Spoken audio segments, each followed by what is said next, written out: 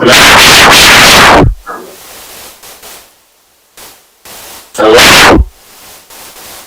Yeah.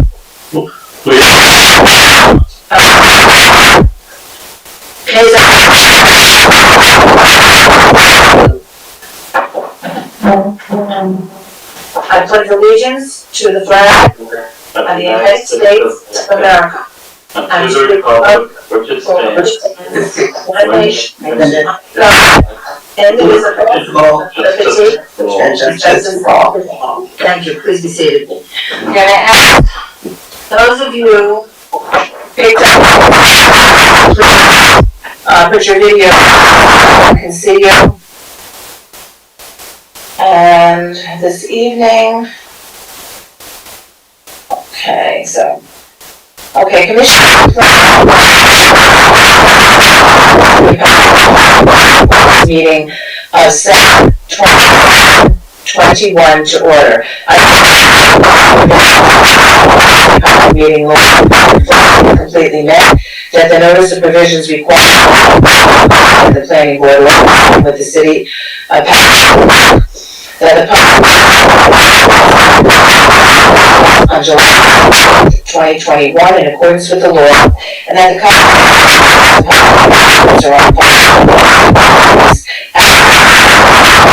the applications to be taken up by the planning board at this meeting. The procedures tonight are the rules, regulations, and in the municipal complex in the city of Paterson. Roll call, please. Present.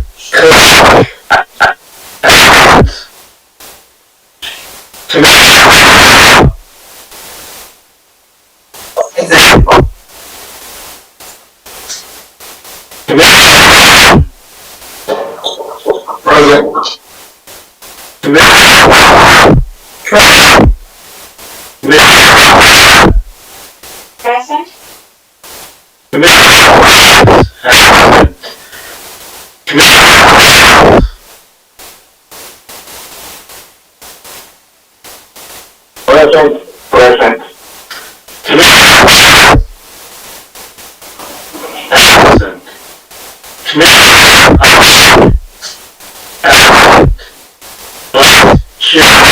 Udine, absent.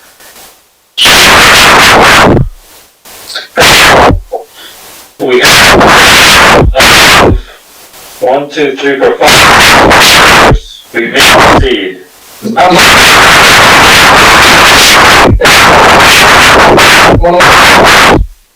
Commissioner North, Sylvanus, Santana, Bullmore, Thank you. You're welcome. Okay.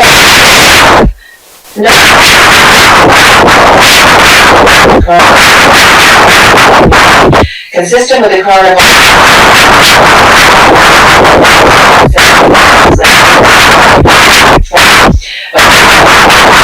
the planning board of the city of Paterson until communication equipment pursuant to NJ 4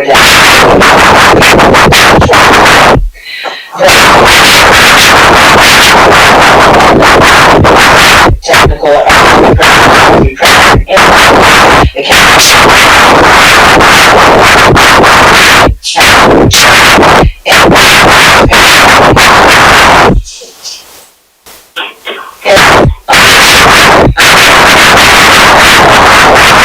at this time, please check. Okay, thank you. In is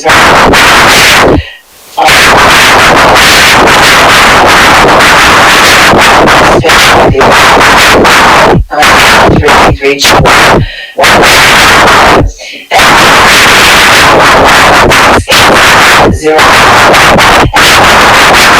in the meeting. 2020 at 6:30 on the date and time that the meeting is scheduled to commence. The City of Paterson, following the email link for the meeting.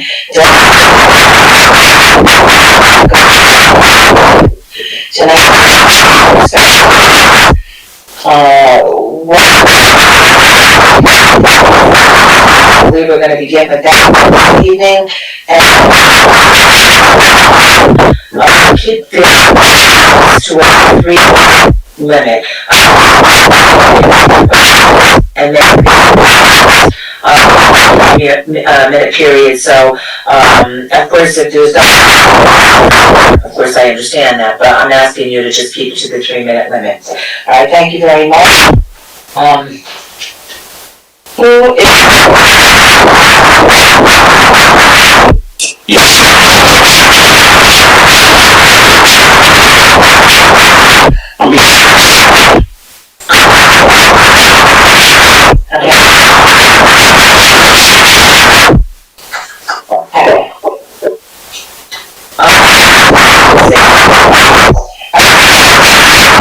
Just one moment, give me a minute. Okay. Story, 36,462 square foot masonry building for residential use, containing a total of 34 units, including 1 studio unit and 3 one-bedroom and 3 two-bedroom units on the 2nd floor through the 6th. The lot total area of 8,116 square feet. This proposal is within the MU-H District of the Area 11 redevelopment plan. The applicant, I'm going to ask everyone again to please turn off their microphones. Thank you. The applicant requests variances for lot sizes. The minimum lot size of 22,000 square feet is required, and the existing lot size is 8,116 square feet. They're exceeding the maximum impervious coverage of 70% by proposing a 74.9% impervious coverage. A variance request for exceeding the maximum building coverage of 70% by proposing a 74.9% building coverage and proposing a rear yard setback of 11.5 feet, whereas the minimum rear yard setback is 15 feet. A variance is requested to place the 48 required off-street parking spaces off-site at 661-671 Main Street, a building also owned by the applicant. If approved, said shall be established by a recorded parking agreement, and it requires site plan approval and both variances. IT, I'm going to ask, can you tell me whose microphone is on, because someone's microphone besides mine is still on.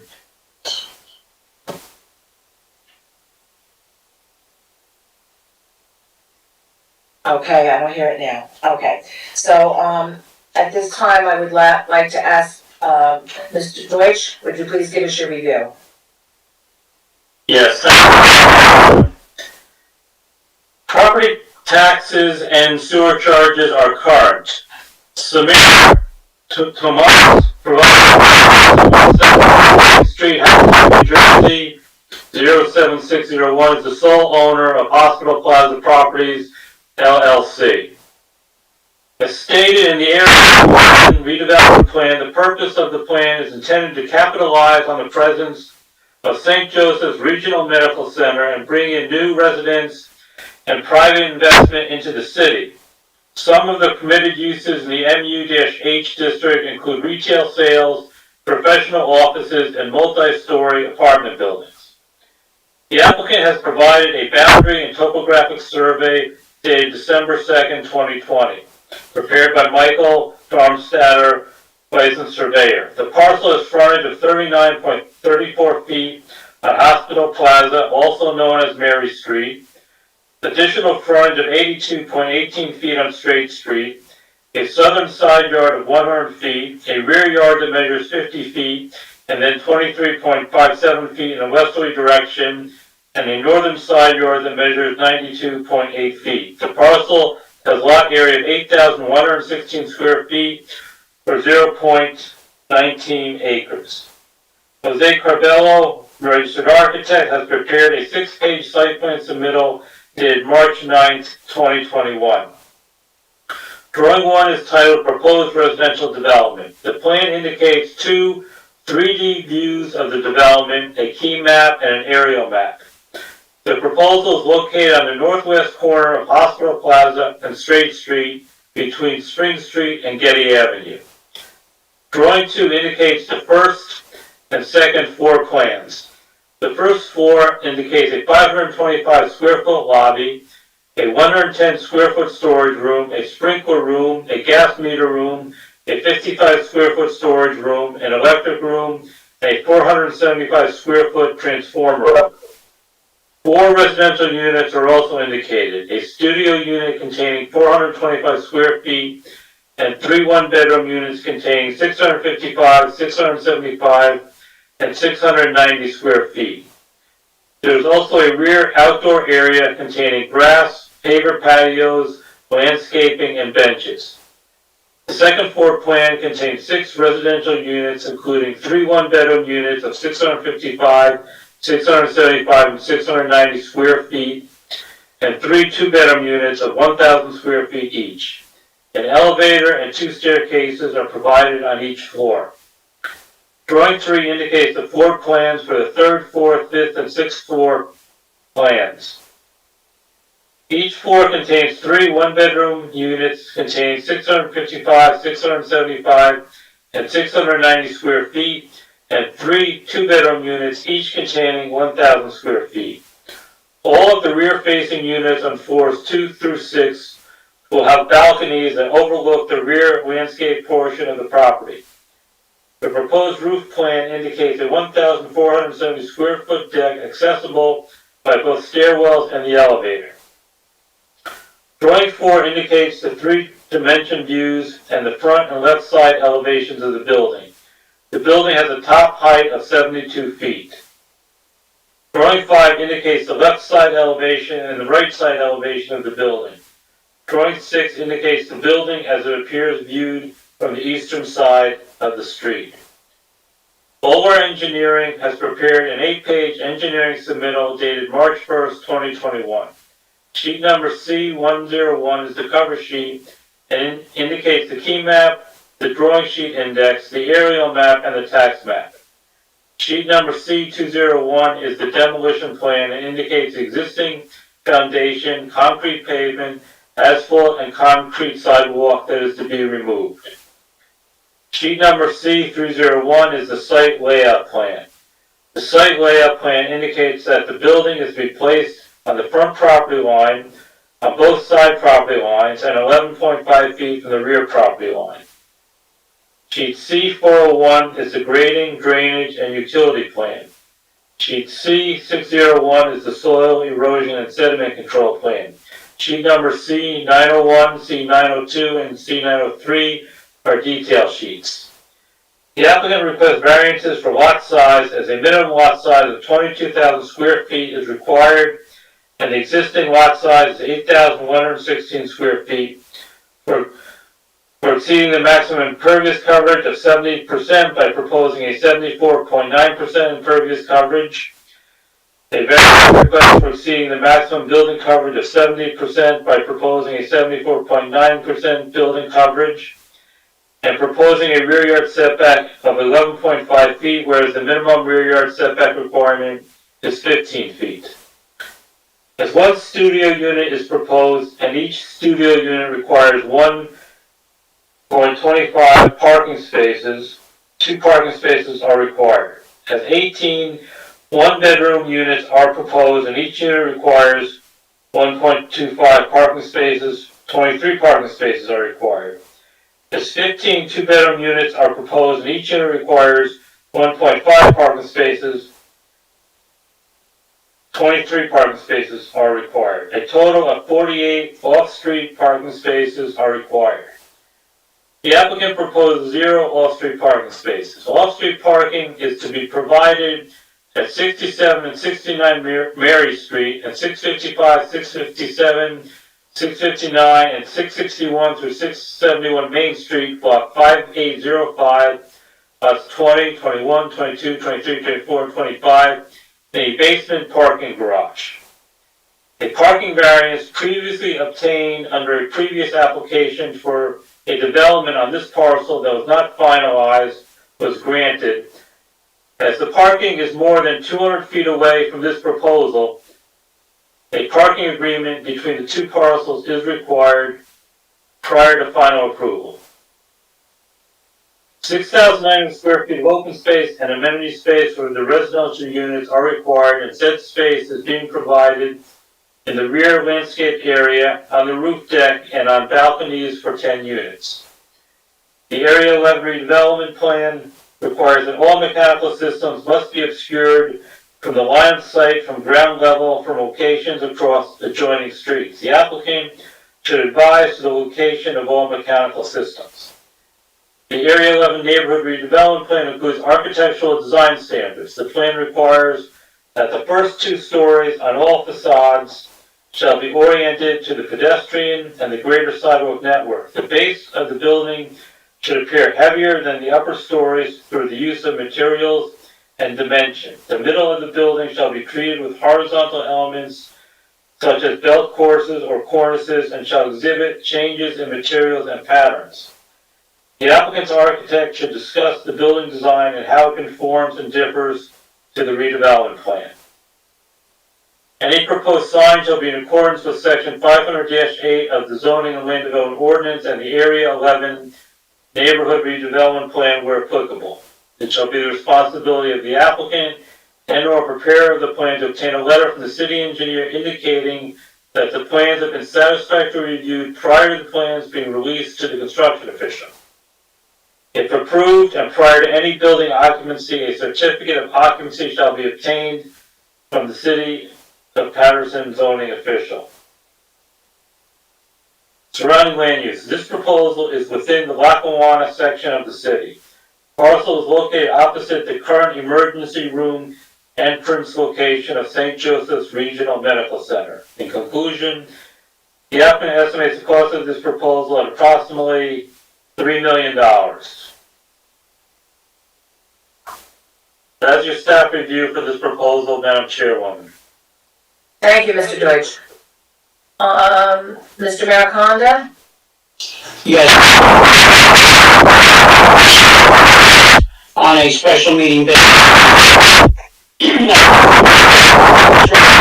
That this board has seen in the past as part of a project for residents in accordance with the Area 11 redevelopment plan. And that project, the construction, very ready for development, we believe. Mr. Deutsch has accurately described the project in all respects. What I would like to point out before I introduce our experts and the applicant is that this site does not. We are in the process of filing a parking agreement with a separate entity known as Straight Street Properties. I indicated to Mr. Deutsch there was common ownership with those entities, but in fact there is not actually common ownership, although there is a close working relationship between the entities. So what we will provide the board, if there is a granting of approval for this application, is an off-site parking agreement. At this point, we're working towards 25 of the required 48 parking spaces to be at the location which Mr. Deutsch accurately describes as 61-667 Main Street in Paterson. And we're confident that that will be concluded. I will point out, and of course our experts will also talk about the fact that the Hospital Area 11 redevelopment zone, one of its primary focuses is to provide needed housing in the South Paterson area close to St. Joseph's Hospital, where many of the proposed residents will likely either avail themselves of employment with the hospital or also the surrounding area as well. So there is a great likelihood many of these proposed residents will use public transportation. Many of them will be within walking distance of their jobs, hopefully. So therefore, the smaller units particularly, has been experience with other developers here in South Paterson. Many of the residents choose not even to have a vehicle owned on the site. So we're very confident that providing 25 off-site parking spaces would meet the needs of this particular area, this particular site specifically. So that being said, I'm gonna call, Mr. Jose Caraballo as our first witness, the architect on the project. Good evening, everyone. Good evening. Please raise your right hand. I know somebody's saying something, I can't hear it. Can you raise your right hand, please? You swear affirm testimony about to give is the truth, the whole truth, and nothing but the truth? I do. Thank you. Can you please state your full name for the record? Full name is Jose Carballo, last name Carballo. The record, Jose, for the record, if you would, state your professional background and licensing for the board. Absolutely, I'm a registered architect in the state of New Jersey. I received my degree from NJIT in Newark. I've been licensed since 1986. Currently own Jose Carballo Architectural Group based out of Hackensack, New Jersey. You've appeared before this board. We accept, Times, yes, I have. and we accept him as an expert witness. Thank you. Thank you, Madam Chair. Mr. Thank you very Carballo, much. Mr. Carballo, again, following up on Mr. Deutsch's report, could you give us your overview of the design proposal? Bearing in mind that our engineering firm will, of course, give the more detailed overview of the site plan, so we appreciate your presentation with regard to the building design. Absolutely, I did do a better job than Mr. Deutsch, but I'll give it a shot. If I could be allowed to share, I'd love to bring up my drawings. Yes, sir. Yeah.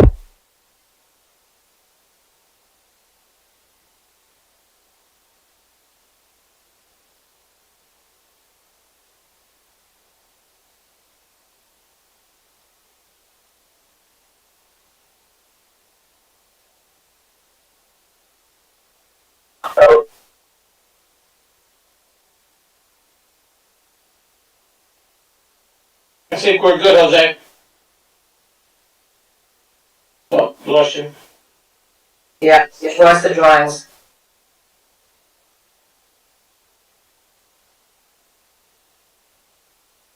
We lost the drawings and we lost him as well.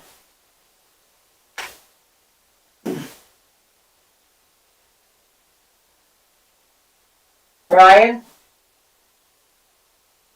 If I'm not mistaken now, we just lost Mr. Maricon. No, I see Mr. We're still Maricon. Okay, you're still there.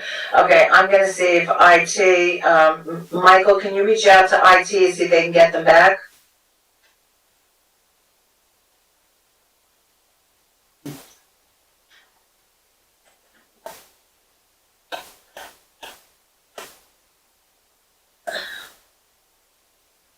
Michael, can you hear me?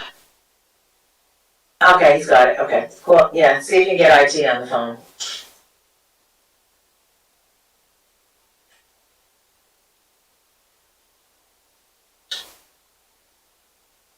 Hello? Hello? Okay, Yes, we are.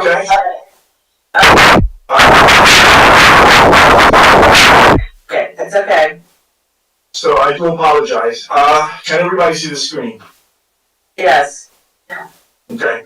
So the building that we're proposing that we have in front of you for your review and hopefully approval is a 6-story building. It is located at 87-89 Hospital Plaza. And as Mr. Deutsch correctly explained, we have 34 units on a 6-story building. You'll see the first, actually this is the fourth, so let's go to the first one. As you can see from the smaller renderings that we have, you can see that the building is very well detailed, not just on the front, but also on the back of the building. Again, 34 units, where we have one studio unit, we have 18 one-bedroom units, and we have 15 two-bedroom units, and this is located in the 6 stories of the other building.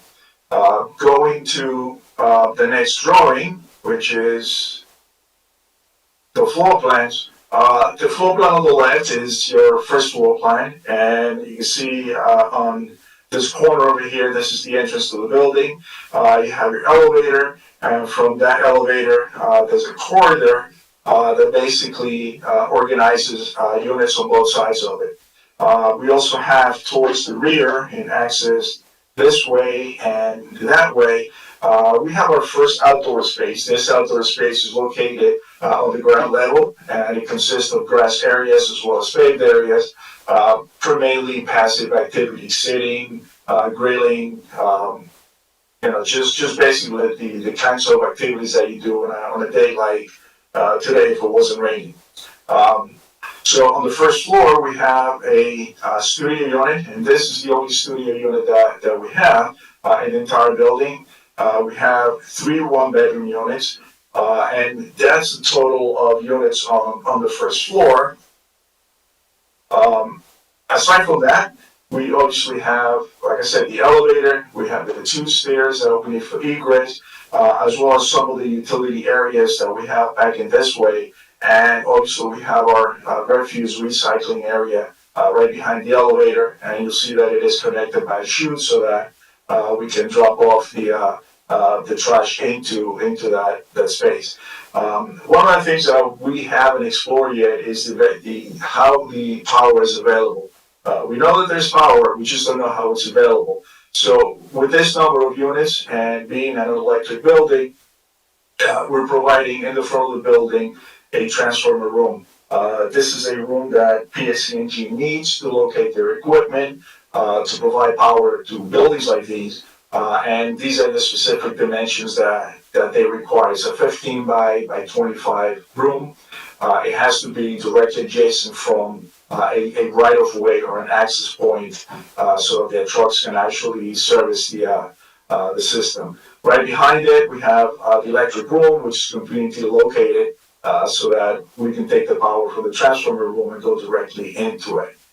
The drawing adjacent to it is now your typical floor plan. I'm sorry. Somebody said something. This is your typical floor plan, and this floor plan basically has obviously 1 bedroom, 2 bedroom units, and the way it works out, it has 3 1 bedroom units and 3 2 bedroom units for 6 units per floor. The size of the units, the studio unit as an example is 425 square feet, which is it's a good size for a studio unit. The 1 bedroom units vary from 655 square feet to 690 square feet. As you can see, the 2 bedroom units when we get to this 1,000 square feet. So all those units are really nicely. It has nice areas so that what we like to do with these units to look at areas so that there's not turnover when people grow out of these units because they don't have enough room for the possessions that they have. So that's what we like to have. Larger units than normal. As an example, the units on the corner, they have the entrance. You have a nice living room, dining room area. Then you have 2 bedrooms. This bedroom happens to be looking towards the rear, towards the open space. The other bedroom looks over to the front of the building. Same thing on the opposite side. Again, you have the same thing where you're coming into the large living room, dining room, kitchen area, and then you have bedrooms on the opposite ends of the other side of the unit. 1 bedroom units, again, committed to a large area. You have your bedrooms, you have all your utility areas, and basically they're all laid out about the same. One thing about this building, which obviously we have to comply with all codes, is because we have an elevator. All the units in this building are adaptable. That means that with minimal effort, all these units could be made accessible to physically challenged tenants. Let's see this a little bit.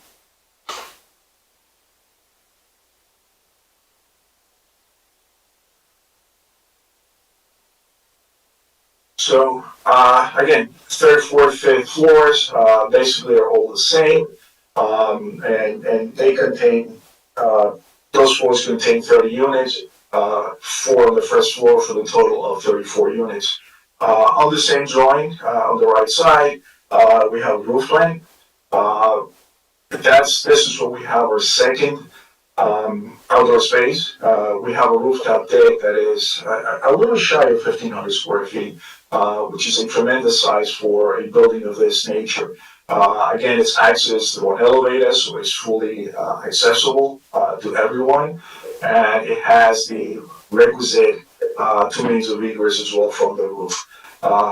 Right in here, right behind the rooftop deck, we have the only rooftop unit that is required for this building, and that is for the common areas. This is what provides ventilation for those areas as required by code, and as you can see, is actually enclosed in a with railing and visually distant from anybody from the street. So also because it's located towards the center of the building and it's flanked by the elevator and the barrier that prevents occupants from going from the rooftop deck to the rest of the roof, it is virtually impossible to see it from anywhere from the street.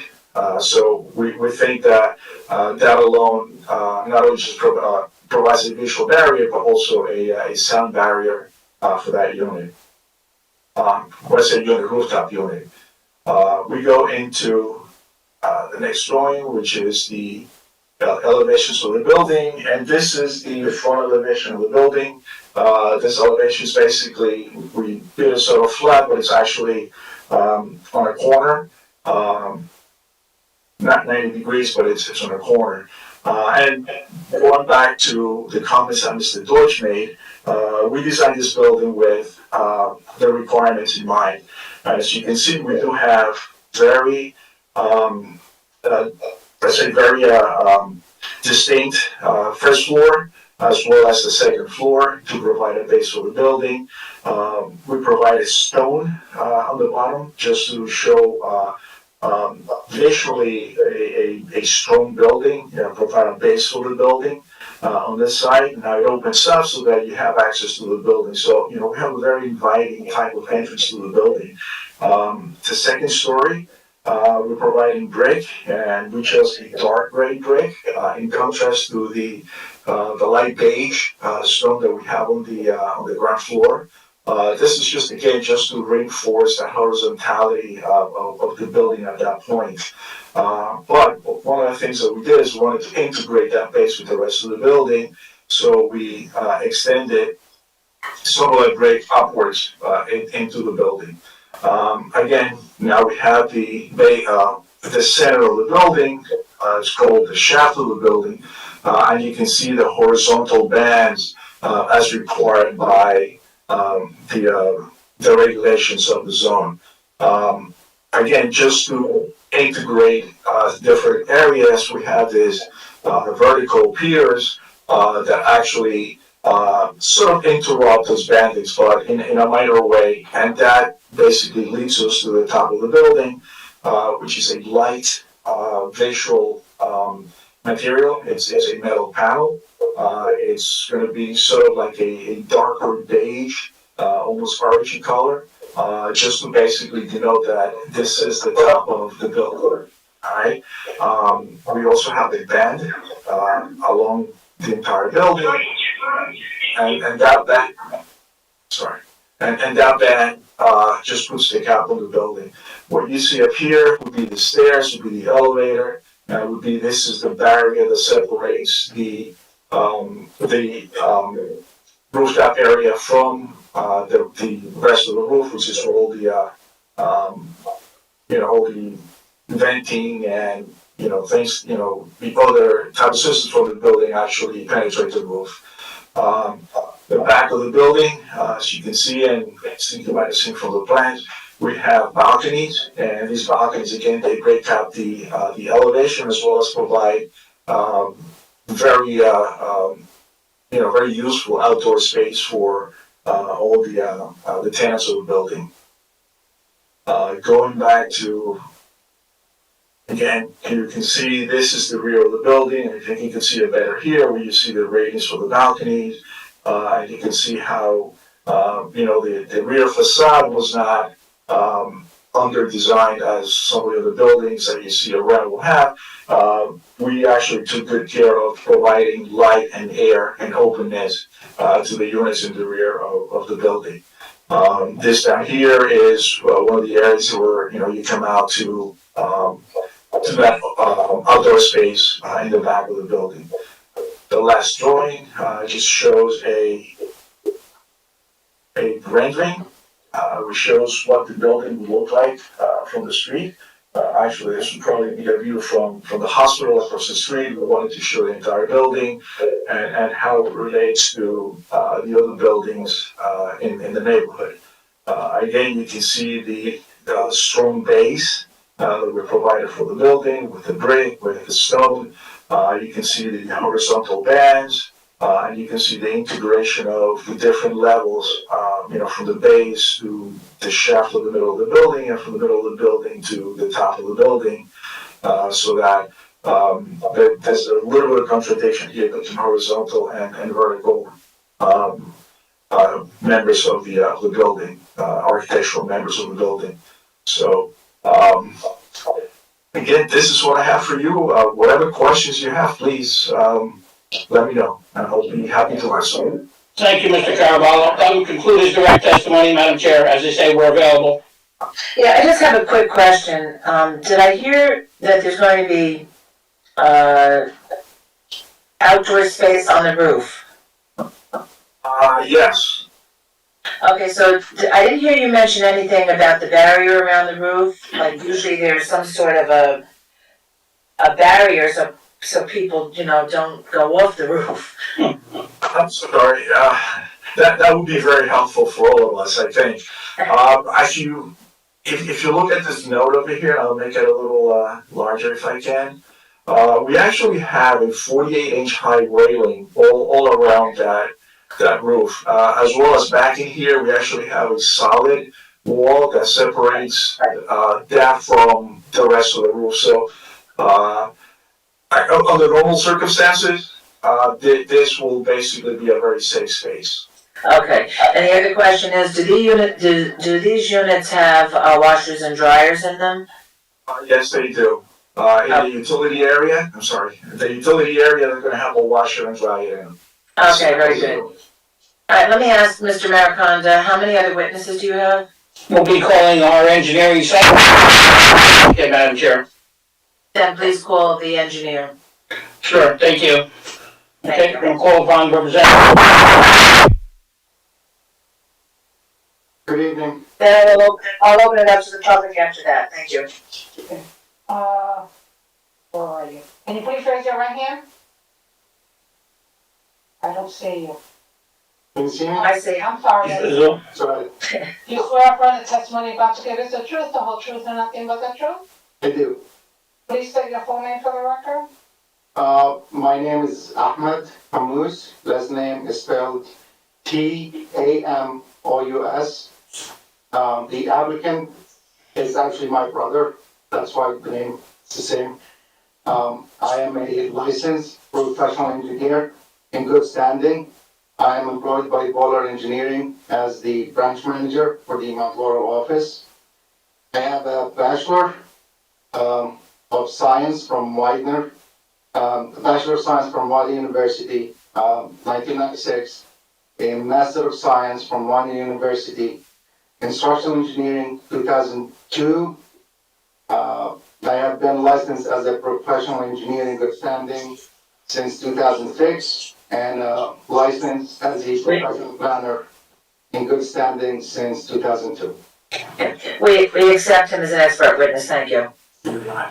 Yes, thank you. Mr. And Mr. Carvalho's testimony to give us your testimony regarding the site plan renderings, which you'll be posting, and in terms of obviously the engineering and site plan elements of the project, okay?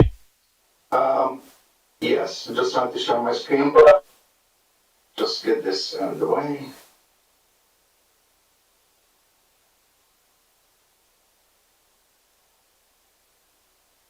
So everyone can see my screen? Yes, I believe so. So what we have in front of us here is Exhibit A1. And Exhibit A1 is an aerial exhibit of the site and the surrounding area. It is dated July 27, 2021, with no revision date. The north is pointing to the east. Let me zoom in on the property. The property in question is located at 8789 Hospital Plaza, also known as Block 5806, Lot 13, 14, and 15. And the total lot areas of all three lots combined is 8,116 square feet, located in the mixed-use hospital district in UH. The site is bound to the north and to the south by existing developed properties, to the west by vacant property, and to the east by Hospital Plaza, the emergency room, and Straight Street, which is a county road. The site is a vacant site that contains all foundations, concrete pavement, asphalt, and concrete sidewalk, which is slated to be removed as part of this development. Exhibit A2 is a color rendition of the site plan that was submitted as part of this application. It is also dated July 27, 2021, with no revision date. And the north is also pointing to the east. The applicant is proposing to construct a 6-story apartment building with a total of 34 units. This is a by right application. Multi-story apartment buildings is a permitted use in this zone and is also consistent with Area 11 Neighborhood Redevelopment Plan and the City of Paterson Master Plan. The bulk requirements, the proposed development meets most of the bulk requirement standards. If I can share briefly with the board, the bulk table that is on the actual site plan.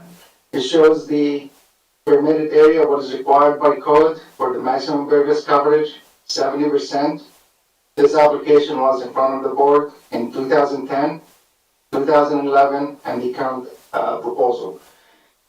At that time, the impervious coverage varied from 58.42 to what is currently proposed at 74.9%, which is a slight increase of the maximum permitted of 70%.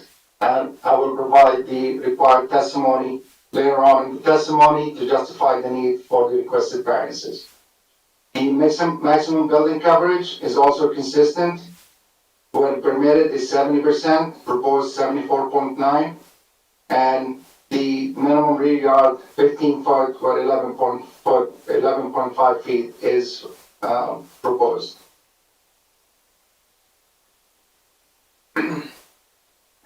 Regarding the first rear building setback variance, this is a C1 variance, refers to the municipal land use section 4055D-70.C1, where the applicant is required to demonstrate peculiar and exceptional practical difficulties or exceptional and undue hardship due to exceptional narrowness, shallowness, or shape of the specific piece of the property. Due to the unusual shape of the property, to the triangle shape in the rear, there is undue hardship due to the shape of the property. Over 90%, the majority of the rear setback complies with the 15-foot setback and actually exceeds it for the majority of the rear of the property line, except when it gets to this pointy triangle end, where it actually deviates from the 15 to the 11.5. The depth of the lot at the location of this requested variance is 20 feet shorter than the rest of the property. With the shorter setback, there is ample pedestrian circulation in the back to provide the backyard seating area. The reduction in the rear yard for this small area will not compromise the general health, safety, welfare, or the public good for this type of development. The next variance we are seeking is the building and the impervious building cover. Again, due to the unusual shape of the property, where the rear property indents, as we see here on this plan, the developer land is slightly compromised. This proposed development building has been designed so that it will best suit the land, the neighborhood, the architectural constraints. The rear of the property connects the side of the property line. If this property line connected to the other corner of the property line, we would meet the required setback and building and impervious coverage for the property.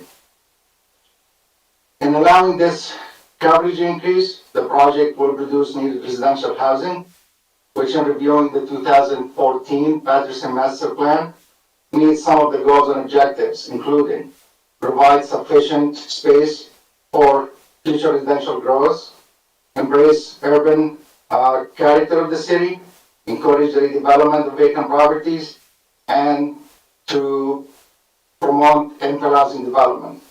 Some of the strategies outlined in area number 11 neighborhood plan also include increasing housing stock throughout infill housing and in consolidating the properties which is advanced by this project. Allowing the increase in impervious also provides for an aesthetically pleasing rear yard patio for the residents. Use, which is comprised of benches, variable pavement, and lawn areas. Stormwater management for the proposed development is provided with underground storage, underground stormwater management basin. With all this in mind, the minor increase in building impervious coverage will not compromise the general health, safety, welfare, or the public good for this development. The last variance we are seeking, let me see if I can find the parking table in here. The last variance we are seeking is the parking variance. Based on the required ordinance, 48 parking spaces is needed as part of this development. As stated by Mr. Deutsch and by the attorney, we are providing 25 parking spaces, off-site parking spaces, to the tentative agreement with the other property owners, and we are requesting that be condition of final approval tonight. For the parking variance, RSIS, or the Residential Site Improvement Standards, specifies that alternate parking standards shall be accepted if these standards better reflect the local conditions of the city and of the site. Factors affecting the minimum number of parking spaces, including the household characteristics, availability of mass transit, urban versus suburban locations, and available off-street parking resources. In this case, this property has a number of these characteristics apply. The location is urban in nature, has a mass transit system within 1 to 2 minute walk. Off-site parking resources is under agreement and will be finalized at a later date and provided to the city as a condition of approval. It's also keeping with the surrounding neighborhood. Or I go back to this area. The majority of the residential and commercial buildings do not provide on-site parking, with the exception of the medical center, would have its own parking garage. The addition of the housing adjacent to the hospital is a much needed resource. There are bus stops directly to the north on Hospital Plaza and to the south at the intersection of Hospital Plaza and Main Street, and shared parking across the street at the Hospital Plaza garage. As previously stated, the applicant is in the process of finalizing an agreement to have 25 off-site parking spaces provided for this type of development. That concludes my testimony for this evening. Thank you very much, Mr. Tamus. I know you're available for any questions at this time. Yes, please bring, the owner, is that yes, the owner, please. Sure. Samir, you're gonna be sworn.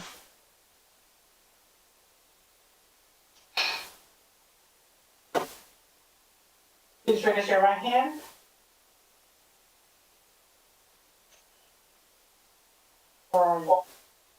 Say Samir.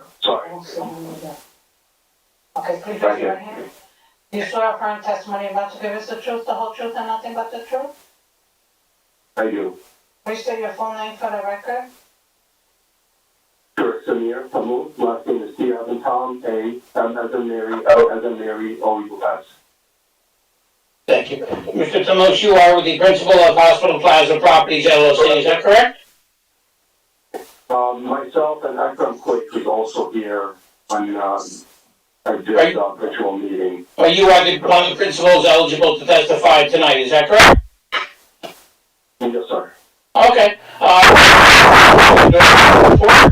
As well as the testimony of Mr. Carvalho and Mr. Tamus on behalf of Borough Engineering on your behalf.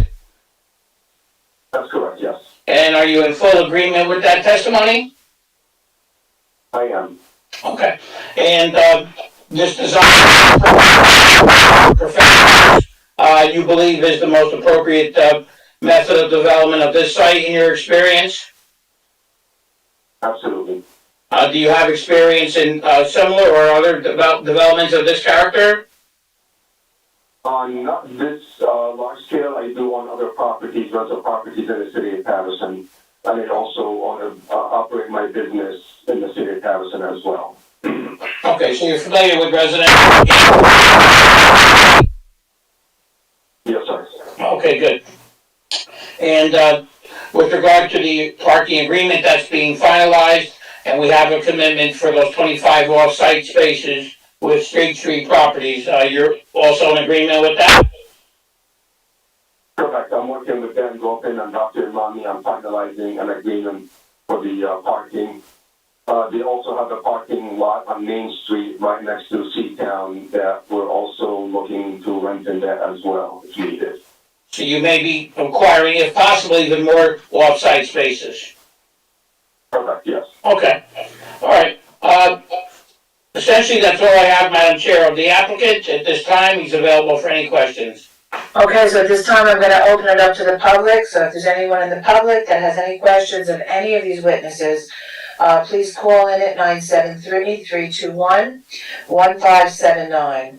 Okay, and the meeting ID is 711-680-001. Okay, we'll give it, 3 minutes for call-ins, 2 minutes for call-ins, 2 minutes for call-ins, 3 minutes for questions, and, let's just sit tight for a moment.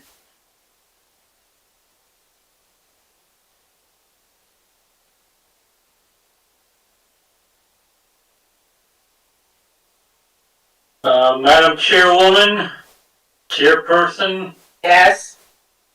as of this moment, we do not have any callers. Alright, so I think that I'm gonna move forward and open up the questions to the commissioners. Commissioners, do you have any questions of any of these witnesses? I have a question, related, and Commissioner Figueroa, go ahead. thank you, I'm sorry. I have a question for, Mr. Carvalho. As far as how many of the units, I know you stated that there was just, handicap units in this project. How many of the units are handicap accessible? Well, all of the units are adaptable, which means that with very little effort, every one of these units can be an accessible unit. So in other words, in the bathroom, you don't have the grab bars right now, but you will have the blocking behind the wall. So at any time when a person who is physically challenged needs to move into one of these units with minimal effort, a drill, screwdriver, and a screw, you can actually put those grab bars on the wall. Also, the cabinet underneath the the sink, the lamp, would actually be able to be pulled out very simply. So yes, each and every one of these units could at some point be an accessible unit. Okay, I have a second question as far as the security. I don't know if you touched on that, as far as will there be cameras? I did not, but I believe that's a question more for Mr. Tamoud. But yes, the building will be secure. Mr. Tamoud will probably have a little bit more to say than me. Okay. So yes, the building will be secured by access control, sorry. I didn't really hear An that. access control system, either a key fob or access card to access the building, as well as an intercom system with recording for the tenants to allow visitors or other family members in if needed. Okay, but Okay.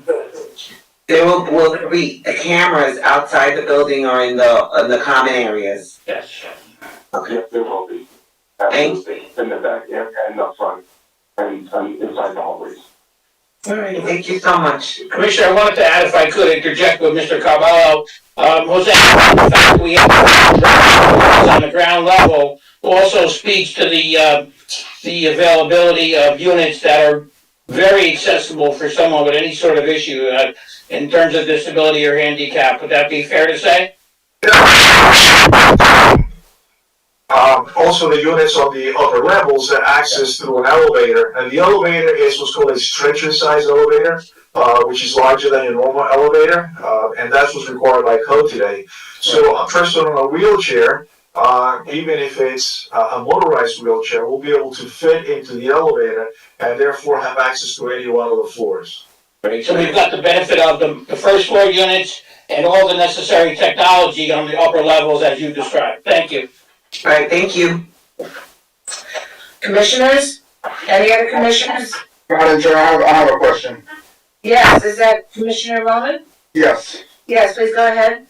As far as the parking, I know, what's the location for the one that you guys are working on finalizing tonight? I know you mentioned Seatown, but I know Seatown uses that parking lot during the day. The church uses that parking lot as well. So are the residents gonna have, they're gonna have a limited hours of parking, like? The applicant might be seeking. Our primary discussion about off-site parking, Commissioner, was as I described at 661, 667 Main Street, where 25 spaces would be available for 6 p.m. to 8 a.m. availability for the residential tenants. That the concept about the Seatown lots was sort of an add-on possibility. All right, so the residents they're gonna have parking from 6 p.m. to 8 a.m.?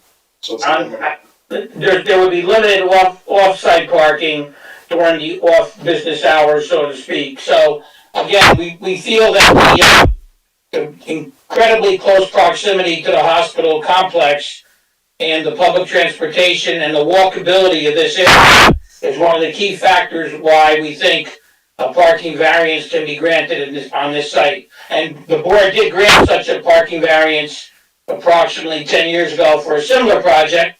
We think this is an even better in terms of suitability, but that's where we are today. All right. Any other questions, commissioners? Hi, this is Commissioner Santana. Yes, Commissioner Santana, please go ahead. All right. Can you guys hear me? Yes, go ahead, please. Go ahead. My question is about the garbage. I noticed that the garbage is gonna be on the ground level. So are you gonna have a private company picking up the garbage, and how is gonna be the garbage take out? Like, you're gonna put it out the street? How's that gonna work? Mr. Carvalho, for the garbage and recycling facility. I would assume, Mr. Tamushi, definitely are using a private company for garbage haul? That's correct, and also Mr. Carvalho recommended installing a garbage compactor, so minimizing the waste, compressing it, and then a private company holds it out. On the left side of the building, that's where they have the alleyway for the refuse to be taken out, and Mr. Carvalho can attest to that.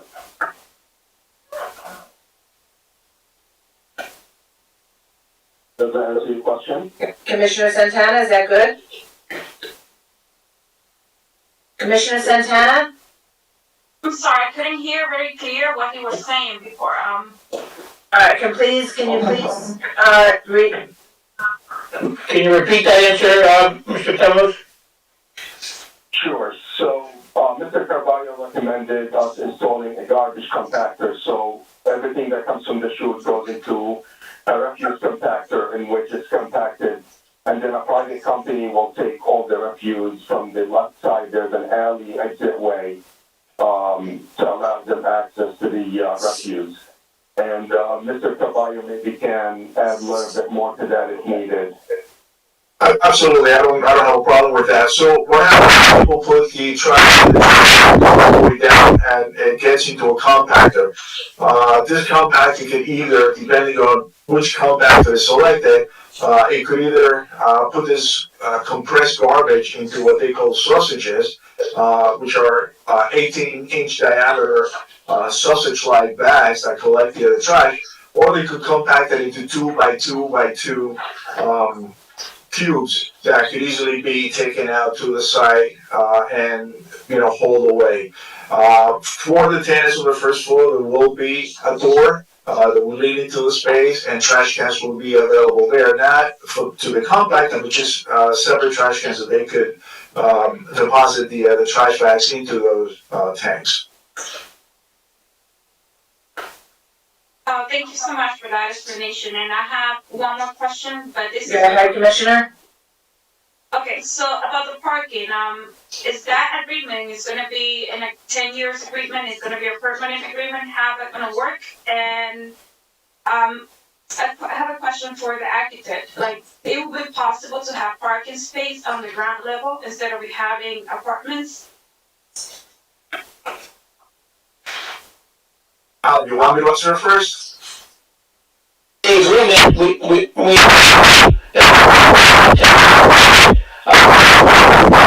again, but you can proceed, Jose, as well. Sure. Commissioner Santana, with the layout of the building and the building's needing 2 means of egress, which is 2 stairwells, as well as all the utilities and the different components of the building that are necessary for the daily function of the building, it wasn't possible to actually locate parking within the first floor. We tried that, and the only thing we could come up with was a single-family residential type garage, which basically once you went in head in, then you had to come out back out, and that presented, we felt, a more dangerous situation than not providing any parking in the building. And at that, it was only 2 parking spaces that we could fit. Well, thank you so much for that explanation. So the agreement is gonna be just a year, but this possibility of getting it agreement for 10 years more, or how that gonna work? Because what's gonna happen after the agreement is already drafted. What we try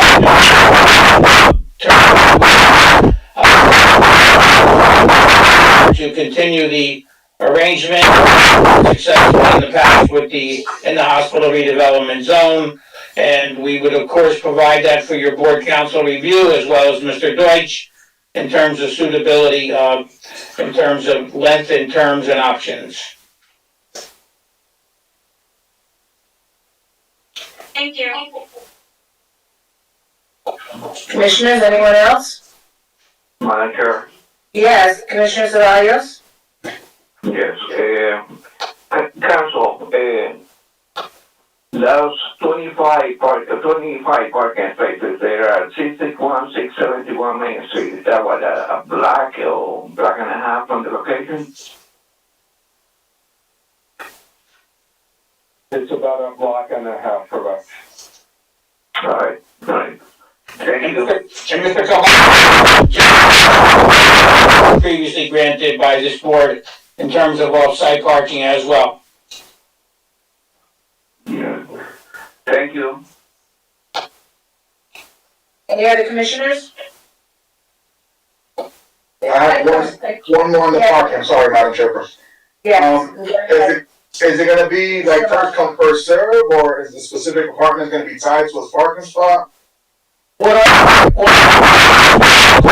Can speak directly to this as well, is, there are some units and some tenants that will have parking needs. Some will not, frankly, in the hospital zone. So, as the building is, promoted for development and occupancy, it is usually been the custom that the developer will work with each tenant on an individual basis if there is such a need.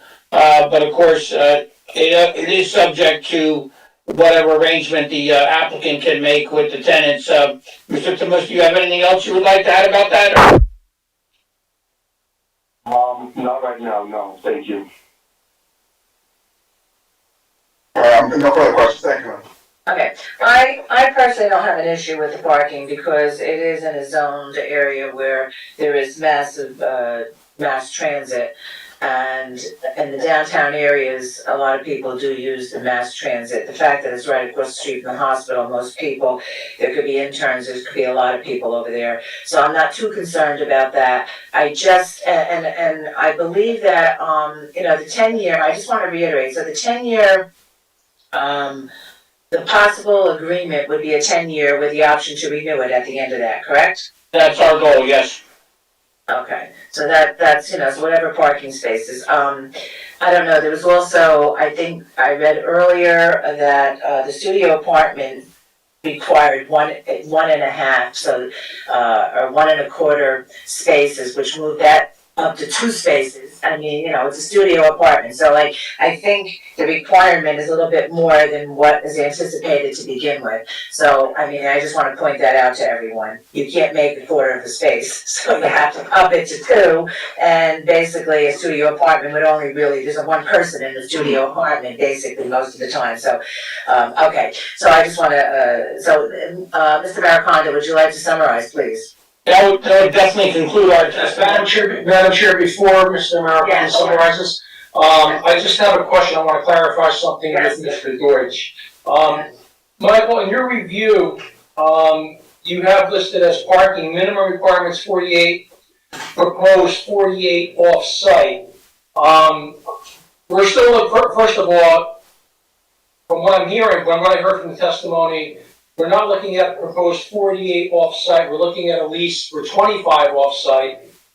So am I correct that the variance still remains for 48 spaces? That is correct. Okay, thank you, I just wanted to clarify that. Thank you, Madam Chair. Yeah, we agree with that. We definitely important that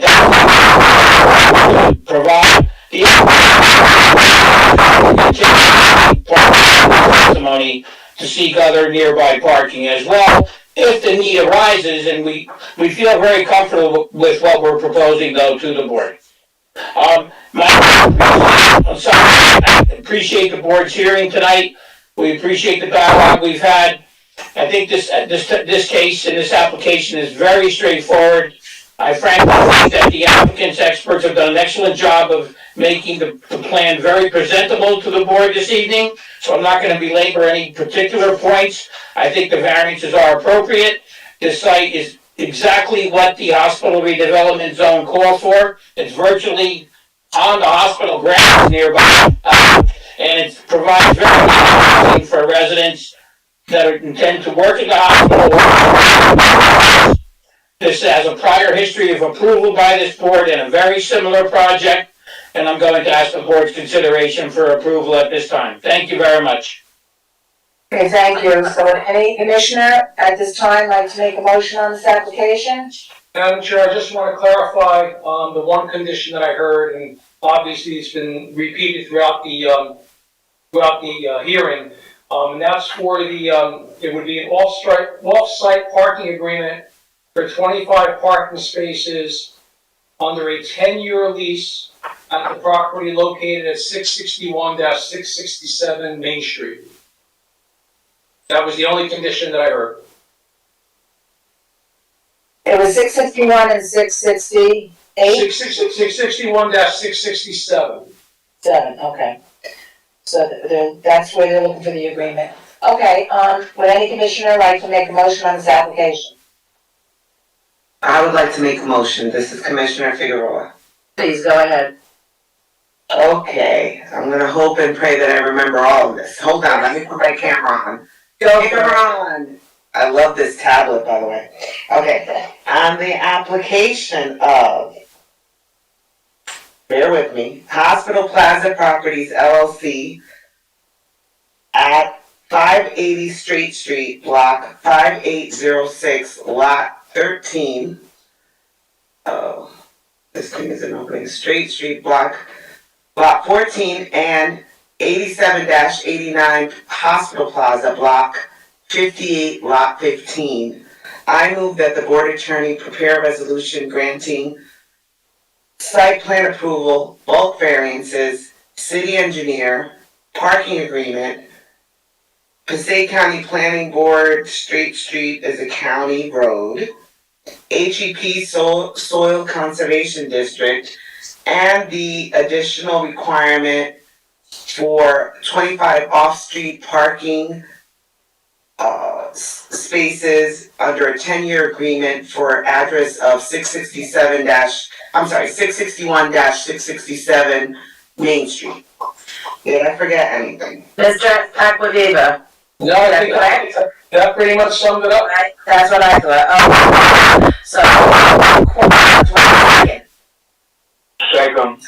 second by Commissioner Cevallos. Roll call, please. Thank you, Madam Chair. On approval, Commissioner Figueroa, Yes. Commissioner Cevallos, Yes. Commissioner Fulmore, Yes. Commissioner Romans, Yes. Commissioner Santana, Yes. and Chairwoman Northrup. Yes. The application is approved by a 6-0 vote. Congratulations. Thank you. That will conclude that. And now I need a motion to close. One moment, Melinda, you want me? No, I'm gonna I make a motion to close this portion of the meeting. Do I have a second? Second. Second by Commissioner Cevallos. All in favor, yay. Okay. Yay. Okay, great. Okay, so we'll close that meeting. I will give you 1 minute. I will, definitely, Melinda, thank you. Okay, thank you.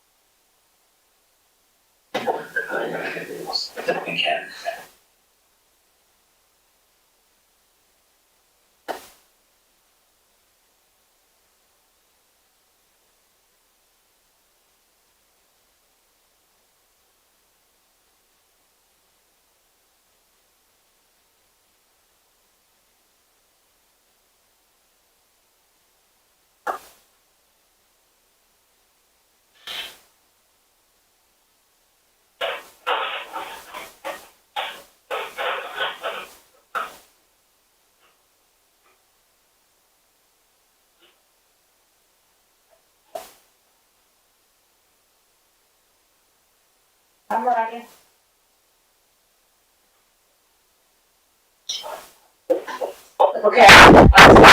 Everyone, to the flag salute. I pledge allegiance to the flag of the United States of America and to the republic for which it stands, one nation, under God, indivisible, with liberty and justice for all. Thank you.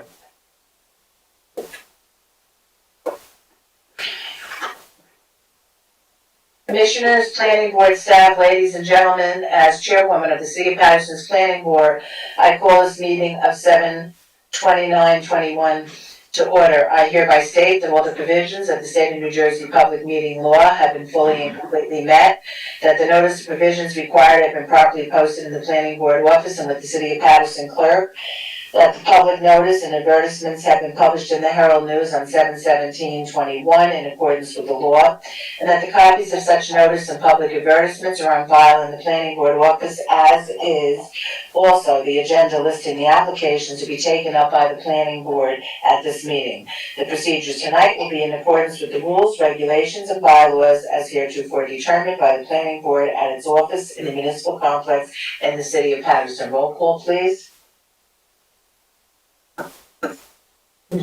Yes. Who's doing roll call? I'm doing roll call. Okay. Councilman Kalik, absent. Commissioner Figueroa, Present.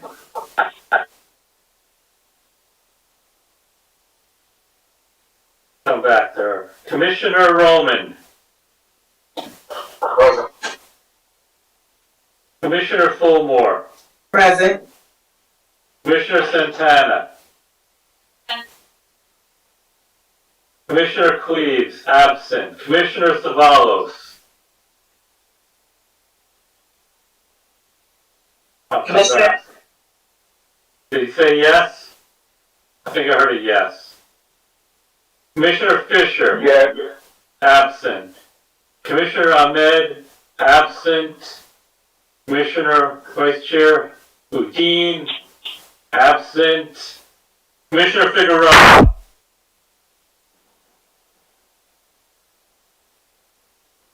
She was just there. I'm here, I'm sorry, I didn't hit you.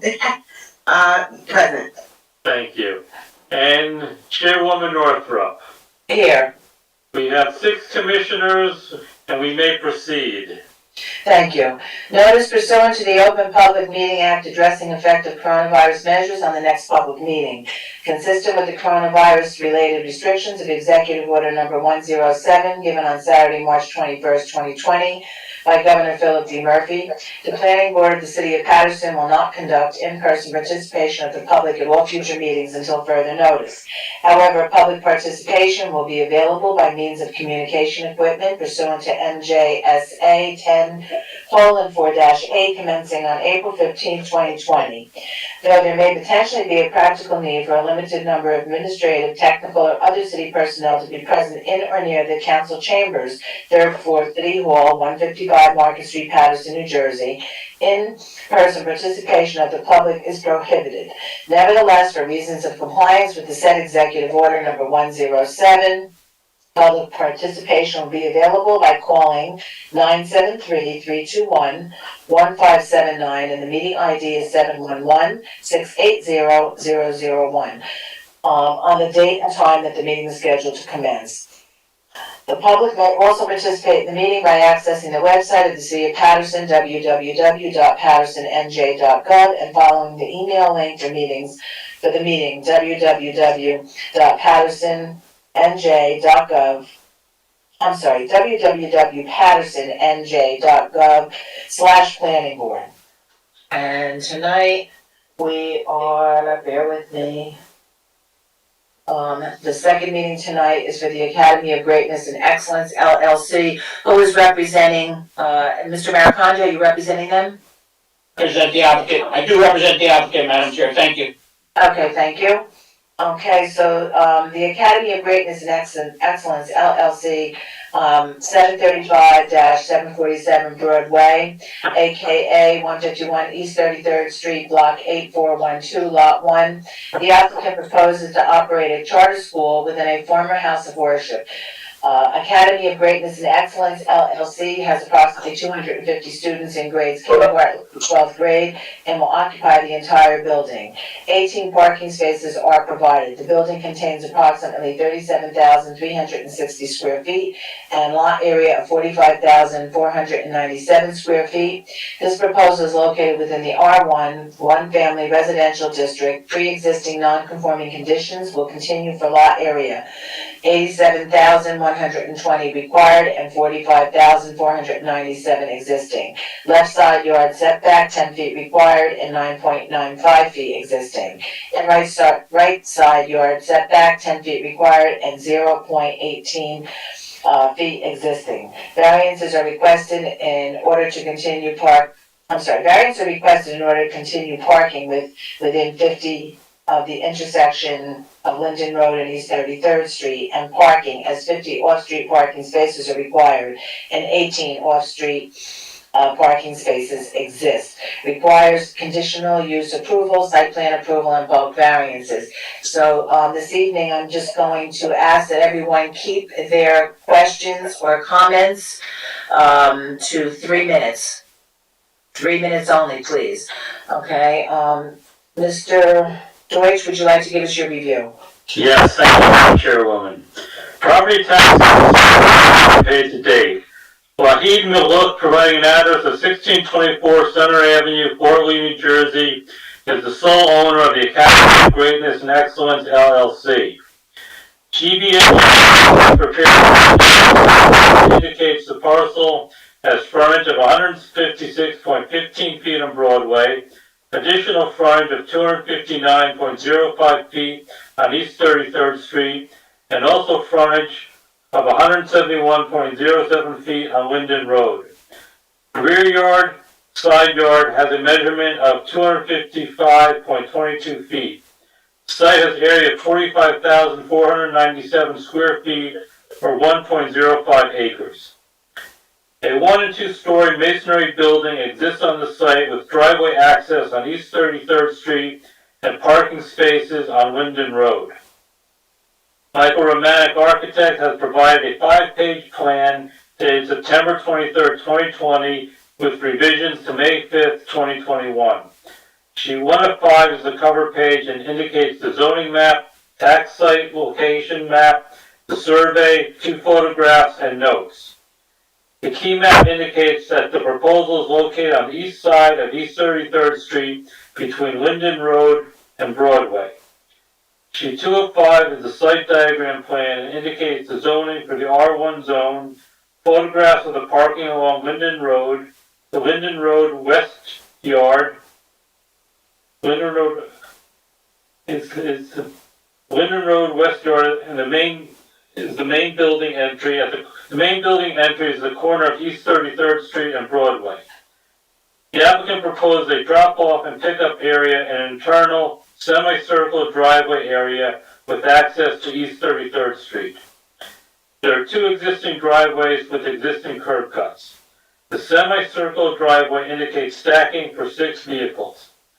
The applicant indicates that students will be dropped off by automobiles and school vans on East 33rd Street, which has entrance and exit driveways. Off-street parking for administrators, teachers, and staff is located on Linden Road and is existing. There's also a school van student pickup drop-off space and an enclosed dumpster location on Linden Road. Broadway and East 33rd Street are 2-way streets, and Linden Road is a 1-way street in an easterly direction.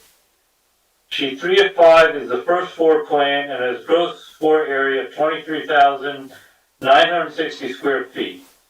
The first floor indicates 5 classrooms, a 3,750 square foot gym, a 1,758 square foot cafeteria, a 735 square foot kitchen, administration room, a security room, a 7,787 square foot auditorium with 1,100 seats, and restroom facilities. A note on the plan indicates that all rooms and walls are existing. Sheet 4 of 5 is the second floor plan and has gross floor area of 8,720 square feet. The second floor indicates 9 classrooms, a 441 square foot library, a mezzanine seating for approximately 147 seats, and restroom facilities. Sheet 5 of 5 is the basement floor plan and has gross floor area of 4,680 square feet. A computer room, reading room, equipment room, storage rooms, a recyclables room, a boiler room, and restroom facilities are indicated. 225 total students are proposed. 175 students are proposed for the elementary school portion of the building, and the parking requirements for an elementary school are 1 parking space for each classroom, of which there are 9, plus 4 additional parking spaces for the administration, and 1 parking space for each 10 seats in the auditorium. The applicant is basing the auditorium seating requirement on the number of students, not on the number of seats in the auditorium. There are 175 students, and the applicant is proposing that 17.5 parking spaces would be provided, 1 for every 10 students. The main auditorium has over 1,100 seats. 75 students are proposed for the high school portion of the building, and the parking requirements for high school students are 1 parking space for each 10 seats of student seating capacity, which is 7.5 parking spaces, plus 4 for administrative use and 1 space in the main auditorium. The applicant is again basing the auditorium seating requirements on the number of students, not the number of seats in the auditorium. The applicant proposes 7.5 parking spaces should be provided, 1 for every 10 students. The applicant is indicating that their required off-street parking requirement is 50 parking spaces. The planning board must determine whether the parking variance request for the applicant's proposal of 32 parking spaces should be granted. 50 off-street parking spaces are required. 18 off-street parking spaces are provided, and a variance is requested for 32 off-street parking spaces. Schools are a conditional use in the R1 residential zone. 2 acres are required, and 1.05 acres exist, or 45,497 square feet.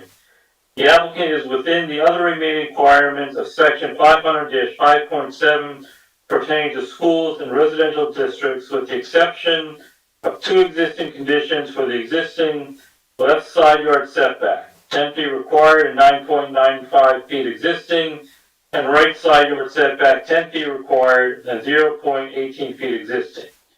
Variances are requested in order to continue parking within 50 feet of the intersection of Linden Road and East 33rd Street. The applicant proposes hours from 8 o'clock a.m. to 5 o'clock p.m. Monday through Friday. The building is a locally designated historic site. If approved, the plans will be sent to the city engineer and city traffic engineer for review and approval. It shall be the responsibility of the applicant and or the preparer of the plans to obtain letters from the city engineer indicating the plans have been satisfactorily reviewed prior to the plans being released to the construction official. Surrounding land uses. The school is located in the east side section of the city. The area is predominantly residential. Concluding remarks. The building has had uses in the past, including as religious facilities, an arts center, and as rental school space for the Paterson Public Schools. The applicant estimates the cost of the construction at approximately $50,000. That is your staff review for this proposal, Madam Chairwoman. Thank you, Mr. Maricon. And if anybody has any.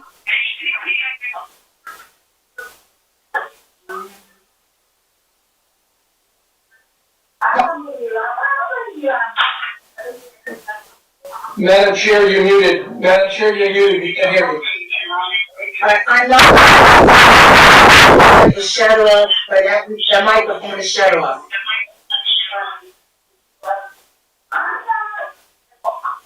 IT, can you please identify whose phone or whose microphone is on and make them turn it off, please?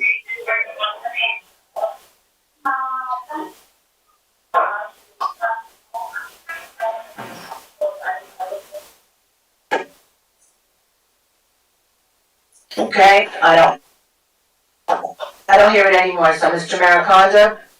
Yes, thank you again, Madam Chair, and good evening again, Commissioners. Thank you, first of all, for hearing us on a special meeting basis this evening. I'd like to point out, present on behalf of some of the neighbors, so I wanted to give him an opportunity to introduce himself as well. Yes, good evening, Madam Chair. My name is Eduardo Jimenez. I'm appearing for public comment on behalf of 8 residents who were noticed on this application. Okay. Thank you, Mr. Madam Chair. I just wanted to, extend that courtesy so the commissioners are aware that there is counsel on behalf of neighbors.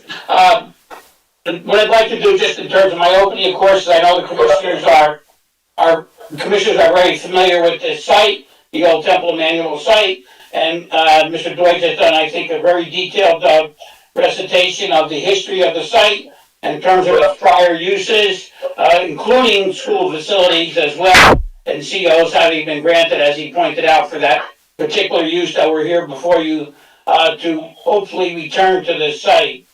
As Mr. Deutsch has talked about, we are, of course, in the R1 zone where conditional use needs to be granted for schools throughout the city. As you know, we have many schools in the R1 zone at various locations, and that has been a long history and element of the development of the city for many, many years. The applicant will be testifying. I'm going to have the applicant testify first because I think in this case, it'll be good for the board to hear the applicant's background, his intentions, and how he proposes to utilize the site and also accomplish the students arriving and leaving from the site as well, and a little bit about his background and education as well. Again, that's our approach. We'll be calling Mr. Romanek as our second witness in this case. We do believe that this is an application that deserves a positive review. And of course, we have also, as Mr. Deutsch pointed out, had the opportunity to go before the Star Commission because of the nature and history of this building. And that review took place on Monday evening of this week. I'm sorry, last week. And what transpired, I'm sorry, I stand corrected. It was Monday this week, the 26th. And there was a positive review, which Mr. Deutsch did receive from the Historic Commission. Yes, Mr. Maricano, correspondence from the historic, was given to every, commissioner from the historic, preservation. So we are well aware, and, I see Mr. Archimedes is on, the screen, so at some point he may wanna speak, and that's fine also, but at that time, I'm just gonna ask that we look for his recommendation, because we've all read, his memo.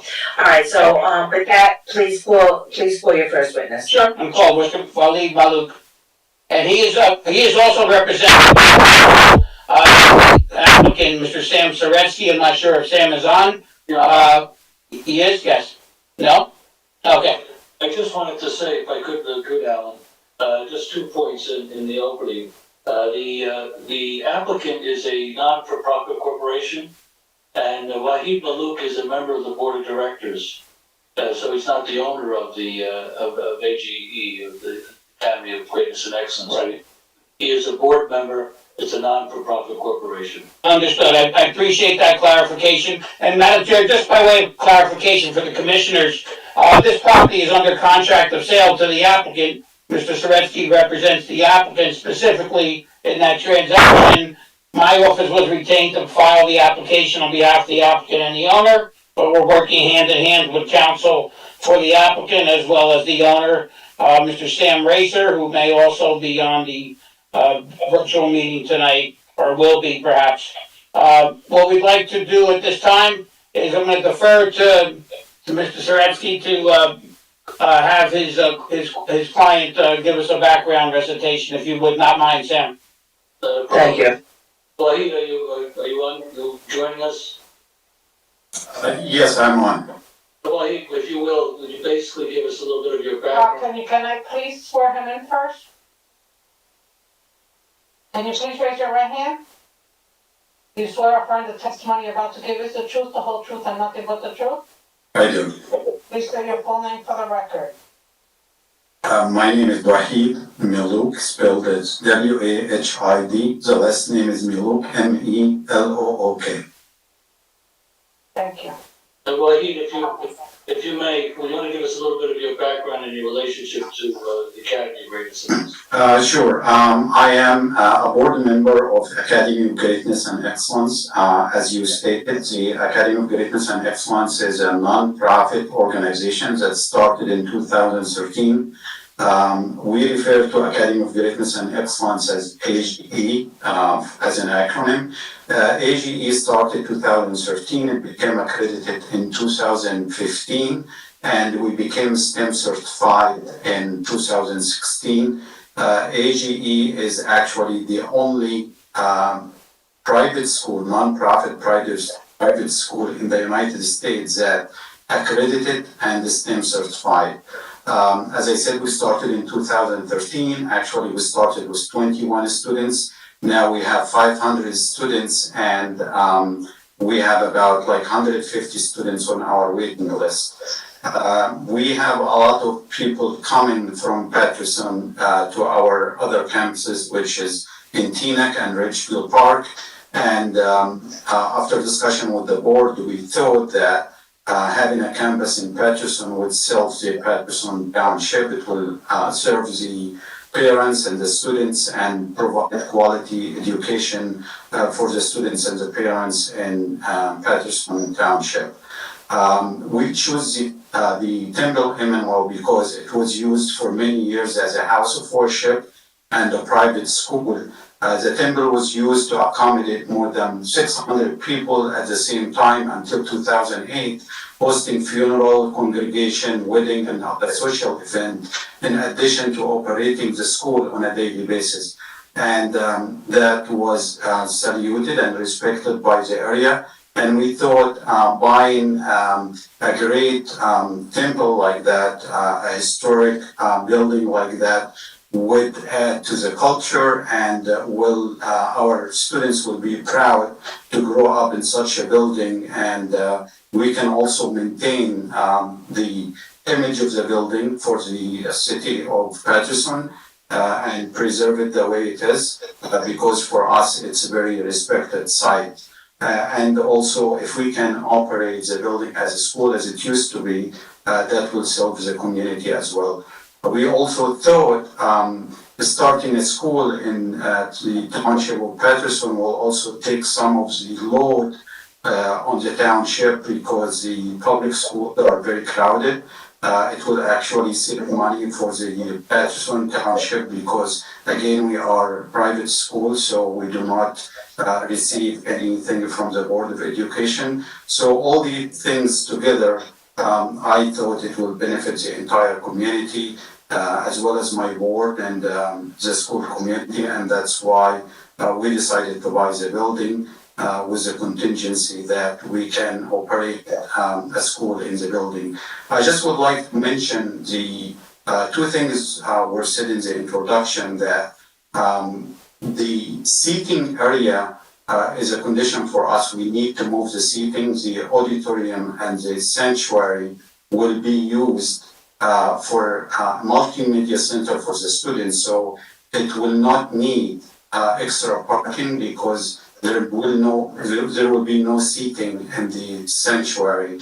And we presented that to the historic panel, and we said that we need to use the sanctuary not as an auditorium, which would require more parking, but we will use it as a multimedia and multi-purposes room for our students.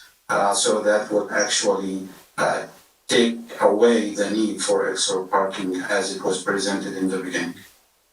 I am open for any question. Yeah, well, it could, maybe I think one of the areas of interest is the transportation issue, how the students will be transported to and from the facility. Yes, most likely because of the culture, and we expecting most of the students to walk into school from the neighbors in the area.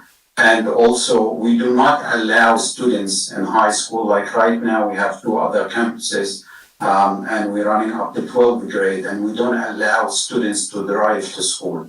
I don't think, since there are three entrances for the building from the three sides, from Broadway, from 33rd Street, and from Linden Street, so we don't think the drop-off and the dismissal will be an issue. Also, we do have vans that would take the commuting students and just drop them off. Right now, the school owns 3 vans, and we just pick the students from different areas. Also, the drop-off time is extended, and we have after-school program, so we are not really expecting a lot of issue with the dismissal or the drop-off in the morning and we have the same for the other schools. Thank you, Wahid. One other issue I wanted to cover with you. When we were at the Historic Preservation Commission, we had extended conversations on the preservation of the interior of the sanctuary. So that when you mentioned that you would remove the seating, I'm talking about the architectural features of the building that would be preserved. Am I correct? That's correct. Only the seating, actually, the seating right now in a very bad condition, and keeping the seating there for 500 to 600 people as it was used for. We are no longer in need for that. We need to use the sanctuary for, like, to be a display during the science fair, and like for the students to display their projects and they enjoy the area too. However, we will preserve the walls as is because of its architecture value and historic value. So the colors, everything will stay the same. We'll just be removing the seats. Thank you. I don't really have any further questions unless Mr. Maricano wants to ask any questions of the witness. I think, Mr. Retzi, you covered essentially the background of the proposed applicant very well. I think, the nuances of how the site is going to be utilized have been covered in terms of drop off and pickup. This is obviously a very experienced, educator in this field and has a track record in North Jersey. The only other question I might have for Mr. Maluk is, regarding the school activities. The site is going to be elementary grade levels and high school levels. Are the starting times different, or are they staggered in any way? Well, they are staggered over an hour in the morning, so it would go from 7:30 to 8:30. And usually we arrange that, like, the older students would become a little bit later. Of course, there are families with multiple students, they would come at the same time, but we are very experienced on handling that. Again, we have a campus in Teaneck, which has 250 students, and we have a campus in Ridgefield Park, and it have like 250 students. And honestly, we do not think we may go all the way to like 12th grade from the very beginning. Most likely this campus will be used originally for early childhood, which is needed in the area at this point. So we are not really concerned about parking or drop off or anything. I think the building mainly will be used to that or up to middle school. Right, and your teaching staff will be utilizing the spaces on site? Yes, when they come, it would be like parking on site when needed, but based on the number of students, again, we don't think we would have a problem because 18 parking spots will be enough for the 200 students or 225. Right. Now, Mr. O'Leary, and I know I had an opportunity to speak before the historic group earlier this week. Your intention is to preserve this building in almost every respect that you can to maintain the historic character. Is that right?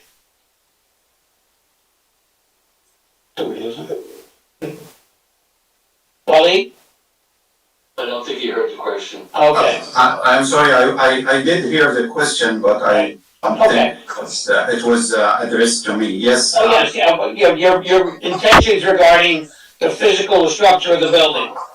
Yes, we are not touching the outside. We are only restoring, like for example, the sidewalk. All this unpleasant scene will be renewed, like the sidewalks, the building from outside will be power washed. We will fix the windows and the cracks and the bricks. So it would look like whatever we'll do will be in harmony with the existing building. Because again, the building for us represent importance to keep the culture and for our children to really be proud of growing up in such a building.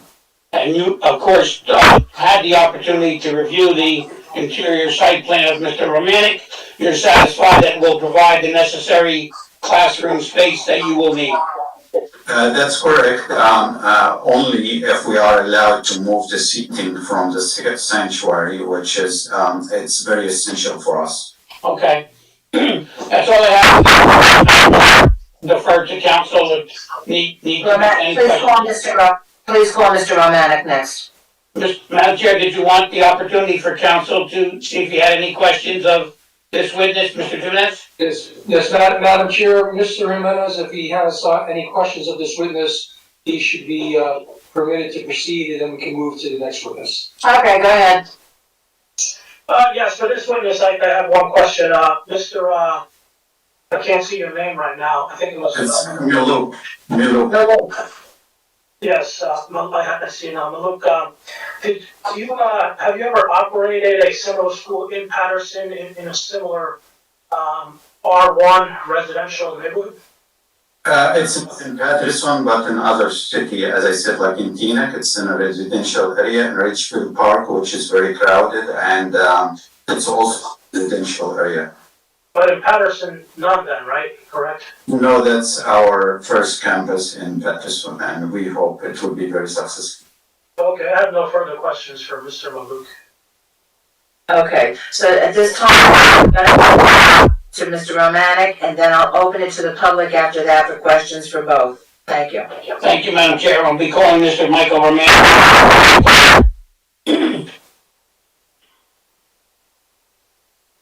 Yes, Michael Romanek, Hold on. N-I-K. Please raise your right hand. Do you swear affirm testimony about to give us the truth, the whole truth, and nothing but the truth? I do. Please state your full name for the record. Yes, Michael Romanek, R-O-M-A-N-I-K. I'm an architect and planner and have an office at 291 Crooks Avenue in Paterson. We accept him as an expert witness, but I don't see where he is on the screen. Way back here. He's with Mr. Maricondo. Okay, there we go, okay, I Is see. the audio being picked up okay? So far, yes. Okay, very good. Okay. And Mr. Romanek, would you give us the benefit of your site plan, presentation at this time? Yes, I'll briefly go over the plans, Commissioners. There are 5 sheets and the set of drawings dated September 23, 2020. Mr. Deutsch did describe the plans and the information quite well. Looking at sheet number 1, Commissioners, if we could please share that on the screen, I would appreciate it. We could look at sheet number 1. I don't see sheet number 1. Here we go. We will be. Give us another second. Got it. That might be not Margin. sheet number 3, I believe, but if we go to sheet number 1, that's it, Commissioners. You'll see sheet number 1 now. That diagram in the upper right-hand corner of the sheet represents the tax map excerpt as well as the site location map. As you know, the property is located on the east side of East 33rd Street. It also has frontage on Broadway as well as Linden Place. That represents a site which has approximately 1.04 acres. The lot is lot number 1. The block is 8414. To the far left, you'll see the excerpt of the zoning map, Commissioners. The property is in fact an R1 zone, which does allow schools by conditional use. Below that diagram, you'll see the survey, again, Commissioners, which show the bounds of the property itself. You'll see on the west, or looking at the left of the drawing, you'll see East 33rd Street. The north is bounded by Linden Road, and also the south is bounded by Broadway. There are a couple of photographs, Commissioners. You can see the main building entry on the right photograph, which is the main entry into the building Can you itself. enlarge, excuse me, Mr. Romanek, can you enlarge that just a little bit? Yes. Thank you, thank you.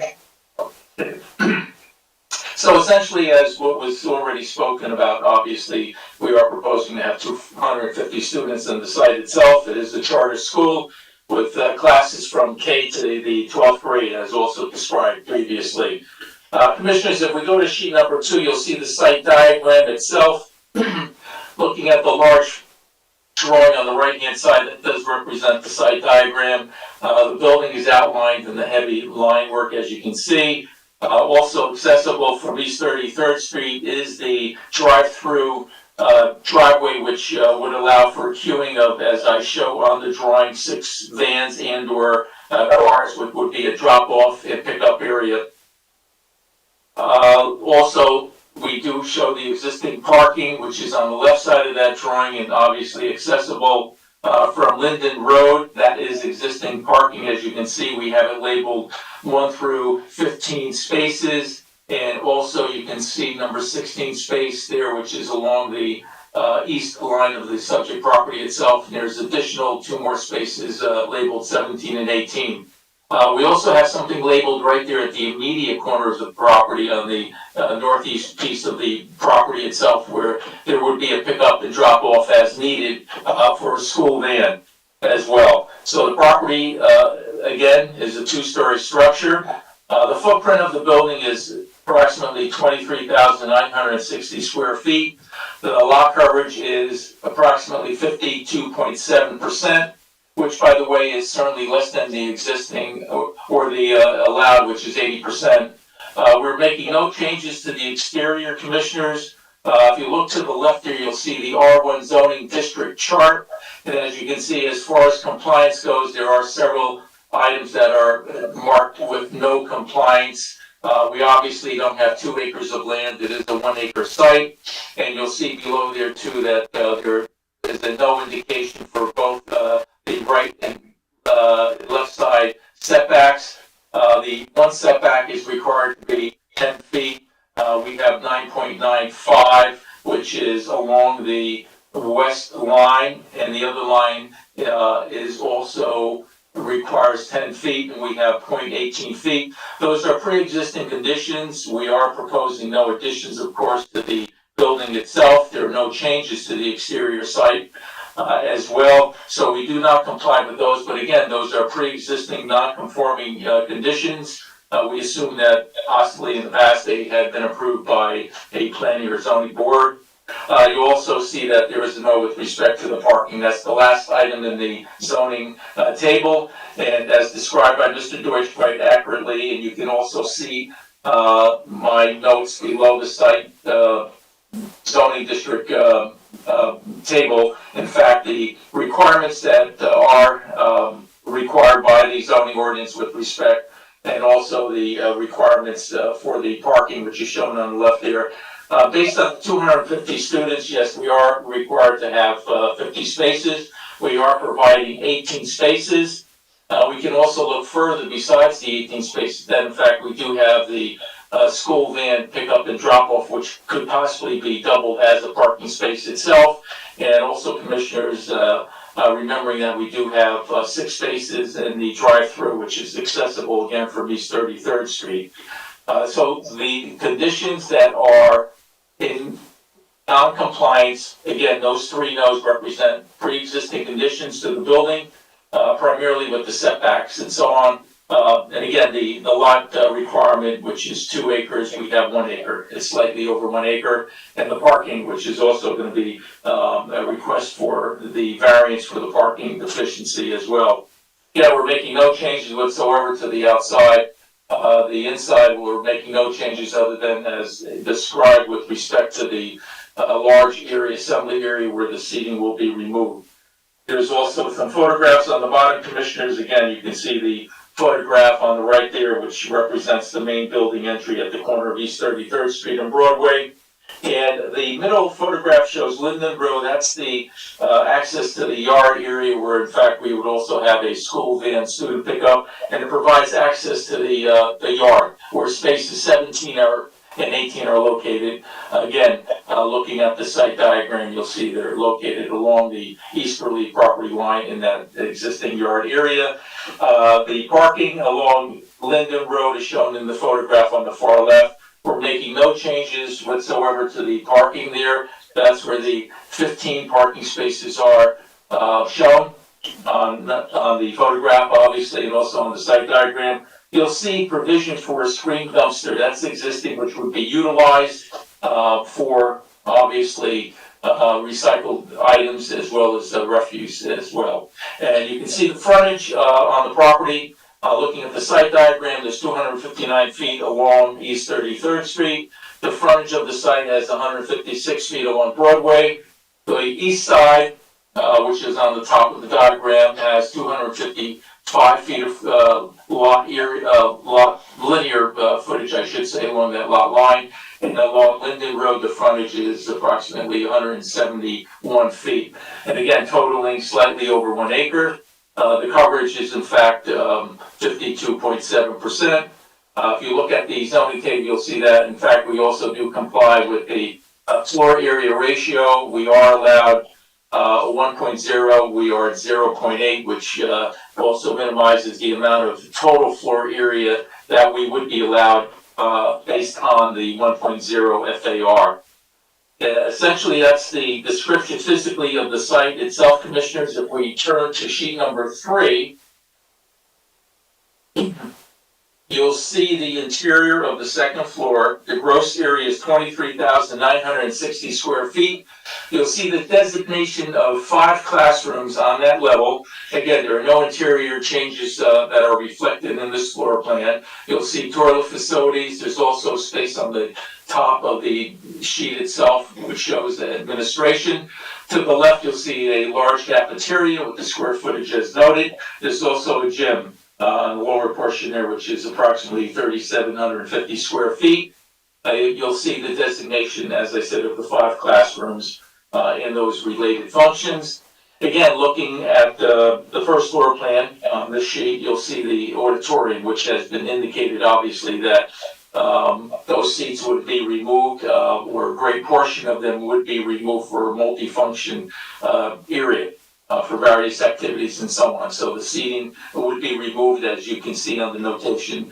It currently does accommodate 1,100 seats, which obviously are not going to be utilized, of course. We are proposing only 250 students in the building itself. On that plan, you'll see where the circular drive is shown. That would be one of the entrances for students. There's a security room, which is shown right there at the entry of that entry hall, off the entry hall, that access into the building itself. And again, that floor plan represents, in fact, in essence, the existing conditions as shown. Commissioners, if we turn to sheet number 4, you'll see the second floor plan. The gross floor area is approximately 8,700 square feet. And there's additional classrooms, as you can see, there's a total of 8 additional classrooms as numbered. There would be a total in the building of 13 classrooms. There's a library, administration rooms, and also toilet facilities as well. Looking at the atrium, which is essentially the open area to below, which would be our multi-purpose functional area, you'll see the toilet rooms again, which are to the right, which will remain off the actually the second floor. There's access. There's stairs going up to the upper level, which does accommodate existing classrooms. The sheet number 5, Commissioners, you'll see the basement area.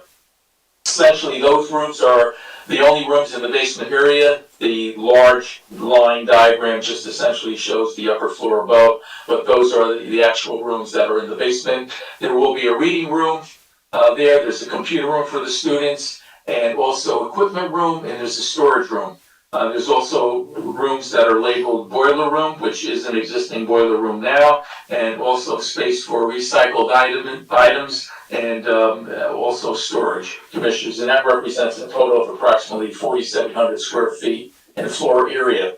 So what we're looking at, Commissioners, is the 2-story building, which we are proposing to use for the 250 students, as indicated several times by the various testimony that has been given so far. We feel that this building can certainly accommodate what we are proposing. The use itself, Commissioners, obviously is allowed in the R1 zone with conditions. And again, those conditions essentially being, as I indicated in the zoning table, having 2 acres of land. We don't have 2 acres of land. We have slightly over 1 acre. The other also requirements would be the setbacks. As you can see, we are deficient with respect to one setback. We have 9.95 feet to East 33rd Street. From the building itself to the property line, 10 feet is required. And as far as the building in proximity to the east line, we have 0.18 feet, which obviously doesn't comply with the 10 feet. That's only a small portion of the building itself, Commissioners, as you can see, as far as the linear dimension goes of the building. So it's only a portion that we are in violation of. Again, these are pre-existing non-conforming conditions. No changes are being made to the exterior of the building, as I indicated. And I guess the variable item, commissioners, would be the parking. But as testimony had been given, certainly this building and site can accommodate the proposed activities and number of students that we have proposed. And the education located on the site and also as proposed this evening, Mr. Romanek, in your estimation, from a planning perspective, provide an inherently beneficial use to the community? Yes, commissioners, excuse me, schools as well as hospitals, child care centers, energy facilities, and so on. They're known as inherently beneficial uses. When we talk about positive criteria, we do have an obligation, obviously, to show special reasons. One way of showing special reasons would be, in fact, to indicate, which is under the municipal land use law, where it's outlined that such uses, as I mentioned, hospitals and schools and so on, they're known as inherently beneficial uses, which inherently satisfies the positive criteria. We do have negative criteria also, commissioners, that you are familiar with in other applications as well as this. And I guess the question is, would we cause a substantial detriment to the public good? We don't think so. We think we are serving the public good with this facility.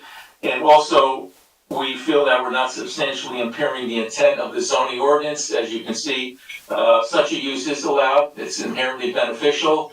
The two setback violations, as well as the lot area, the pre-existing conditions, we can't add further land or to the site itself. We're not doing any, additions or anything, modifications to the exterior, so those setbacks do remain.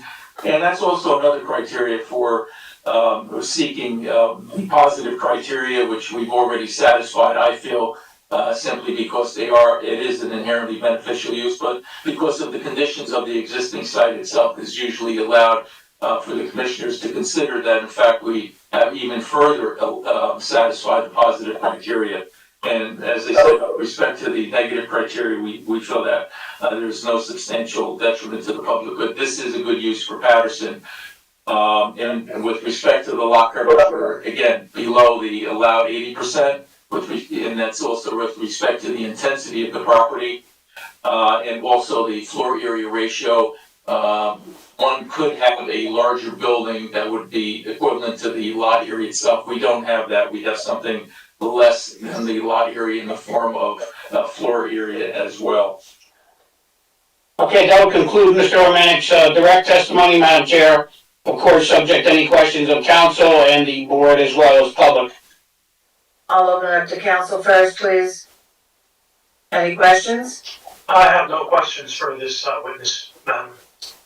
Okay, so at this time then, how many other witnesses do you have? That will conclude our testimony. Alright, I'm gonna open it up to the public. Alright, so let me get is anyone in the public who has any questions of any of these witnesses, please give me a call here at 973-321-1579, 973-321-1579.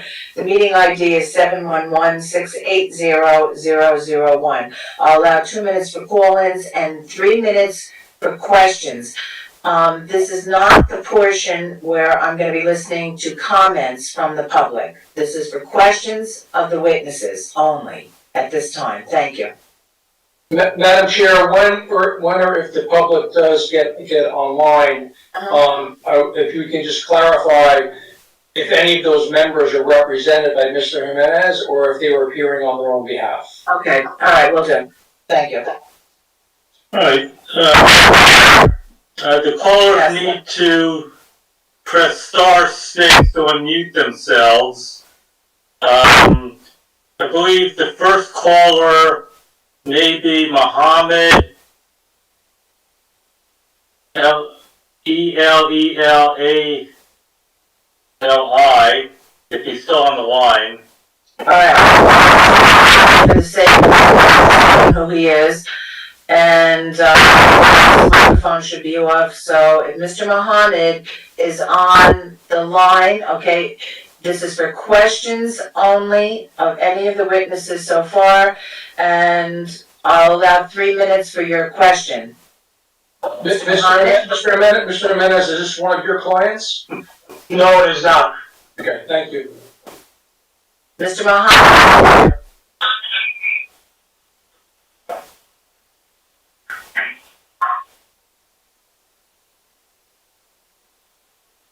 Hello? Mr. Mohammed? No, I think.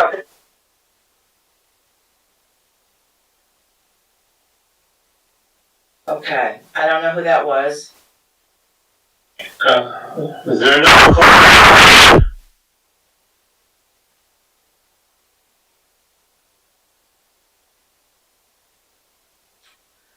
I see someone whose phone number ends in 74.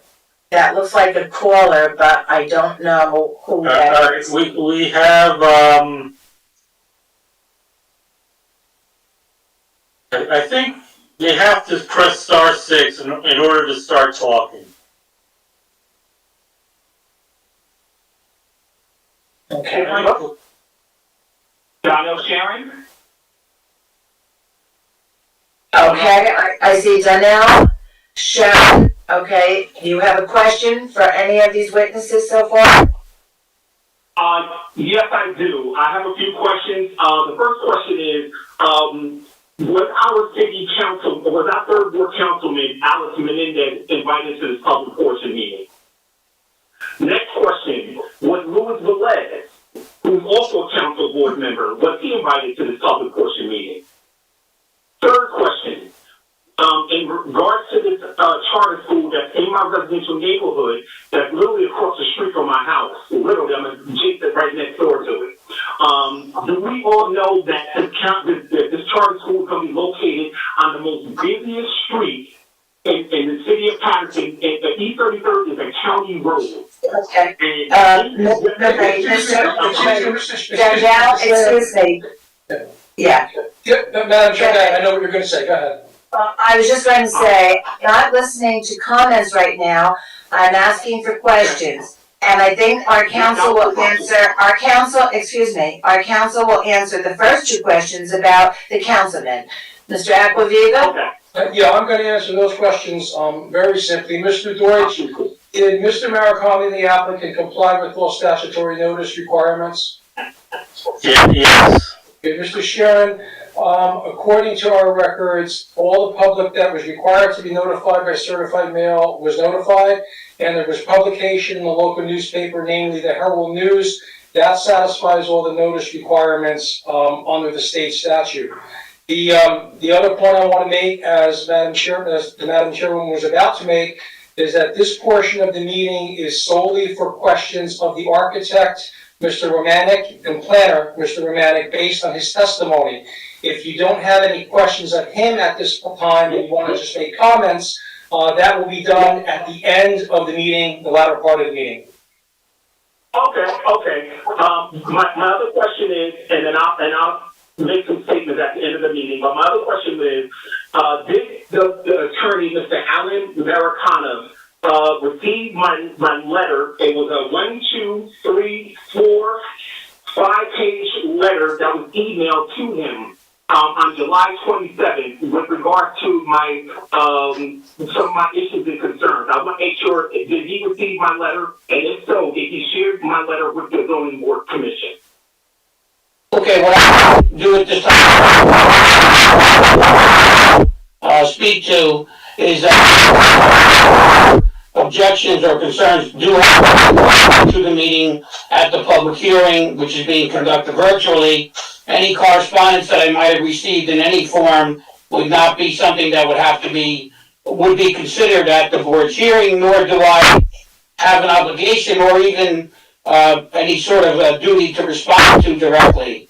That is correct, Mr. Maricano. Mr. Chair, Mr. Maricano is correct. Again, these meetings, Maricano, unfortunately doesn't really have any bearing on this application tonight. but your testimony does. So you are welcome to give whatever testimony or objections that you want to put on the record when we do open the portion of the meeting up. And you're welcome to ask any questions of the architect planner at this time. Okay, I'll stay on the line until that open portion is started, and I will give my testimony. Thank you. Okay, thank you. Is there anyone else? Mr. Deutsch?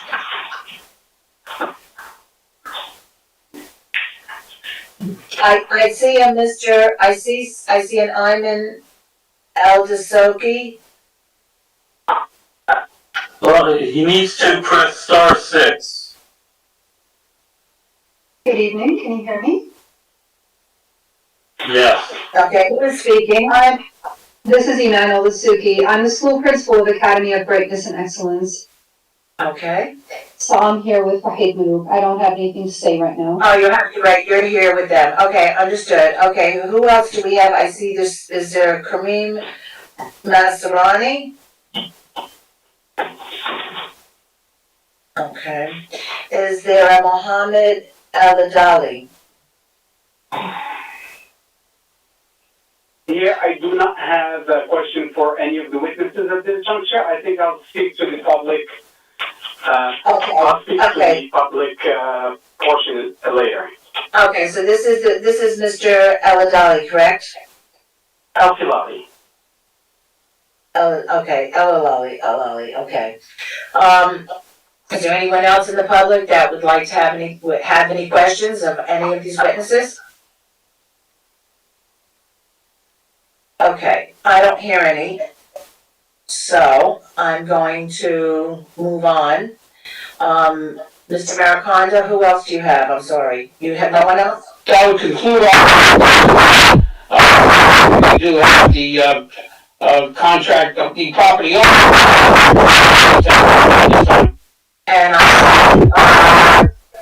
I see Mr. Archimedes on our screen. I see his name. Is Mr. Archimedes there? Yes, Madam Chair, I'm here. Hi. I don't know if you want to make the comment yourself, but I'll save the comment for the end, if that's what you're going to do. Although I know you sent a letter to all of us. We all received your letter. If you'd like to read into the record your recommendations, we would appreciate that.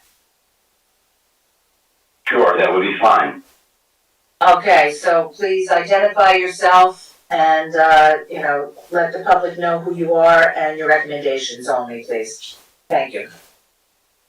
Okay, very good. My name is Gianfranco Archimedes. I'm the Executive Director of the City of Paterson Historic Preservation Commission. The Historic Preservation Commission has a purview over buildings and sites within the boundaries of designated historic districts and also individually designated sites. This particular site happens to be within the boundaries of the Eastside Park Historic District, and therefore the Historic Preservation Commission had the opportunity to do a review of the application prior to this meeting. And I just wanted to state that all public notice requirements were met. The special meeting, this is also a special meeting tonight. A special meeting was publicized and announced and held this past Monday, as was already mentioned in testimony provided by the applicants. And the applicant appeared and provided testimony under oath to the Historic Preservation Commission. There was extensive discussion and questions. In true to form, the commission passed a resolution directing me, the executive director, to prepare a memorandum that memorializes the recommendations and comments of the Preservation Commission to the Planning Board with regard to the application. These were memorialized in writing and forwarded to the Planning Board. And I'll go ahead and skip to the end based on the comments and recommendations. Again, true to form, we start with several comments and then provide recommendations. So I'd like to read those into the record according to the instructions given by the chair. The following discussion and consideration of the application with respect to the site's historic context, and the existing historic structures, the Commission notes the following comments to the Planning Board. Comment 1. The proposed reuse of the property furthers the preservation and rehabilitation of the former Temple Emmanuel site. After a decade of volatility between occupancy and vacancy, the building has been empty for too long and is in need of an appropriate permanent rehabilitation and occupancy that this proposal supports. Comment 2. The proposed reuse adds community value to this historic district by offering a unique educational setting and opportunity to residents for the greater appreciation of the architectural intentions and artistic merits of this extremely unique building. Comment 3. The applicant proposes a commitment to respectful occupancy and care for this unique building. The Commission will work with the applicant in greater detail during future design reviews, both formal and informal, as required for all proposed work and future proposed changes as per the zoning ordinance. I'm sorry, can someone go on mute, please? Excuse me, whoever has their microphone on, I will not continue unless you turn your microphone off. So if there's someone in the public, you need to mute yourself at this time. It's very disturbing that we can't hear a commentation from Mr. Archimedes. Please, thank you. Okay, to continue. Following discussion and consideration of the application with respect to historic site context and existing historic structures, and the testimony provided by the applicant, the Commission notes the following recommendations to the Planning Board. Recommendation 1. The Commission recommends that the Planning Board conditionally approve the rehabilitation and adaptive reuse of the former Temple Emmanuel. Recommendation 2. The Commission recommends that the Planning Board conditions approval upon the following considerations. A. The applicant shall at all times comply with the City of Paterson zoning and land development ordinance in all respects, with special attention to provisions of Section 300-13 regarding the standards and obligations for submission of applications for review, preemptive of work to exterior of the building and to the interior of the sanctuary space. B. The applicant shall not remove, cover, obstruct, nor deface the Hebrew lettering and symbology present on the exterior and interior of the buildings. C. At the soonest time possible following taking ownership of the property, the applicant shall allow and arrange HPC staff to enter the building for the purposes of inspection and photographing existing conditions to be shared and kept on file by all to document the conditions of interior spaces and fixtures from the beginning of ownership. D. The applicant is given approval to remove the existing folding seating in the sanctuary for purposes of making the space useful for educational purposes of the reuse and occupancy plan as proposed.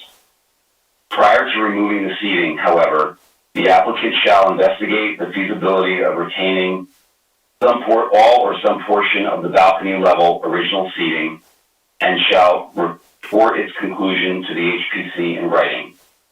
In addition, prior to removing the seating, the applicant shall investigate the feasibility of offering the seating for architectural salvage or other provisions for reuse and shall report its conclusion to the HPC in writing prior to removal and disposal. E. The applicant shall not change, cover, deface, damage, nor alter the interior former sanctuary space of the building to include the lighting fixtures, other fixtures, and any existing stained glass, with the exception of the existing seating, as stated in D above. Any work or changes to the entirety of this space shall be submitted for review and approval of the Historic Preservation Commission. Madam Chair, that concludes the reading, the record of the recommendations. Okay, thank you for reading that into the record, and we appreciate that. We've all read it, but now you made it public as well. Okay, so Mr. Maricon, do you have no more witnesses? No further witnesses at all, Madam Chair. Okay, so at this time then, I will open it up for comments. Unless, Mr. Jimenez, do you have anything you'd like to say? I'm ready for the, comment of my, 8, resident owners. Would you like to begin with that? Yes, please, Madam Chair. Go ahead. Madam Chair, before Mr. Menes begins, Mr. Menes, can you give me the name, or put on the record, I should say, the names of the, I'm gonna call them objectors at this point, that you are representing? Yes, I have that right here. The first objector is Marcelo Marin, How do you spell his last name? Last name is, Marin. Okay, and can you, for our court reporter, just go slowly, please, and spell the names, please? Sure, so, Marcelo, first name is Marcelo. Last name Marin, Marin. And address is 7 Linden Road. The next objector is Mr. Paul Hewitt, and that is Paul, and Hewitt is Hewitt. And address? His address is 15 Linden Road. Okay, next.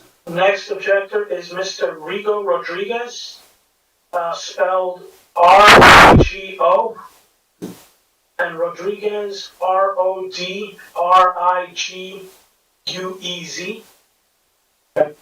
Address is 4 Pope Road. And next is Miss Carol Newton, C-A-R-O-L, and Newton is N-E-W-T-O-N. Address 8 Pope Road. The fifth objector is Mr. Alberto Del Cuero, and that is A-L-B-E-R-T-O, Del Cuero, D-E-L-C-U-E-R-O, and address is 8 Linden Road. Objector number 6 is a Miss... I'm sorry, Mr. Menes. Mr. Del Cuero, what was that address? Address for Mr. Del Cuero is 8 Linden Road. Okay, thank you. You're welcome. So, the objector number 6 is I believe, Miss Astril, that's A-S-T-R-I-L. Last name Sandy, that's S-A-N-D-I. And the address is 5 Linden Road. Objector number 7 is Miss Dathan Cuffey, and this is her name is spelled D-A-P-H-E-N, and Cuffey is C-U-F-F-I-E, and her address is 11 Linden Road. And the last objector, number 8 I'm representing, is a Miss Lourdes Paulino, and that's spelled L-O-U-R-D-E-S, and Paulino is P-A-U-L-I-N-O, and her address is 6 Linden Road. Okay, before you begin, I just want to confirm that all of these individuals are residents or owners of the properties that you listed, and that none of them would testify as an expert. They're not being offered as an expert witness at all? Correct. None of them are being offered as an expert witness. Okay, thank you very much. You can, Madam Chair, you can proceed. Okay, please continue.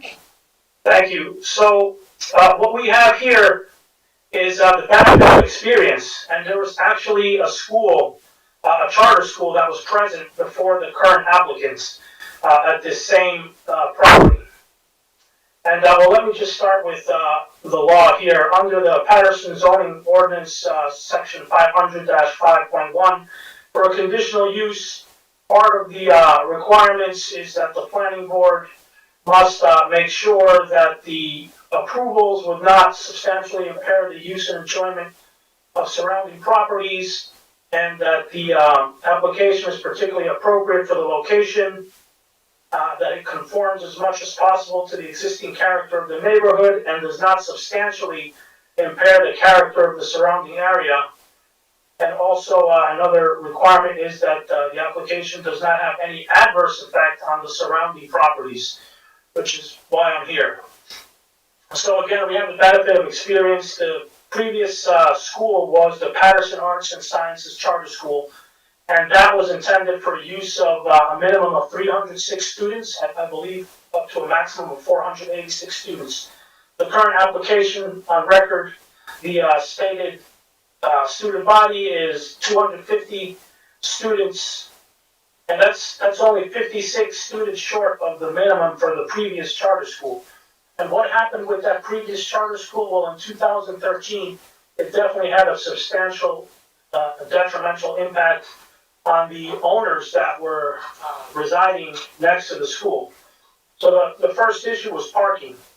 Basically, even though there were signs stating no parking, and despite the conditions that may have been set upon the applicant, what happened was that the parents of the students would park wherever they wanted, and that ended up being blocking the residents' driveways. On Linden Road, there are signs that say no authorized parking. Mr. Hernandez, if I can just object to you a second, I apologize. Sure. It sounds that, to me, like you're actually giving testimony. And that, for lack of a better term, is really not admissible at this point, because you're basically, it's almost hearsay, it is hearsay, to be honest with you, because what you're doing is you are talking about what your clients should be testifying to. So, you're citing things that may or may not have happened in the past. The counsel for the applicant has no one to cross-examine. I mean, you're making these statements, and certainly a statement of law is a statement of law, and that's certainly admissible, but you're actually testifying as to facts that may or may not have occurred, and that is to the detriment of the applicant, because the applicant has no one to cross-examine.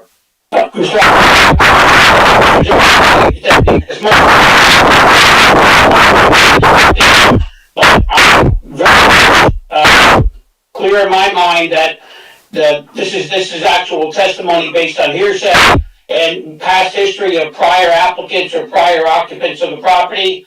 If they were to be relevant in any way, would have to be testified to by direct testimony, not a summary by counsel about what's been provided to him or spoken to him about by individuals who may or may not have even lived on this site at that time. We're here in 2021. This is the time for the testimony that you are hearing tonight by the applicant, and this is the time. Let me just interrupt you for a second. If I understand you correctly, you're objecting to the statements of Mr. Jimenez, correct? Absolutely, yes. Yeah, I'm not trying to argue your case for you, nor am I trying to argue your position, Mr. Jimenez. I'm just trying to kind of set the boundary here.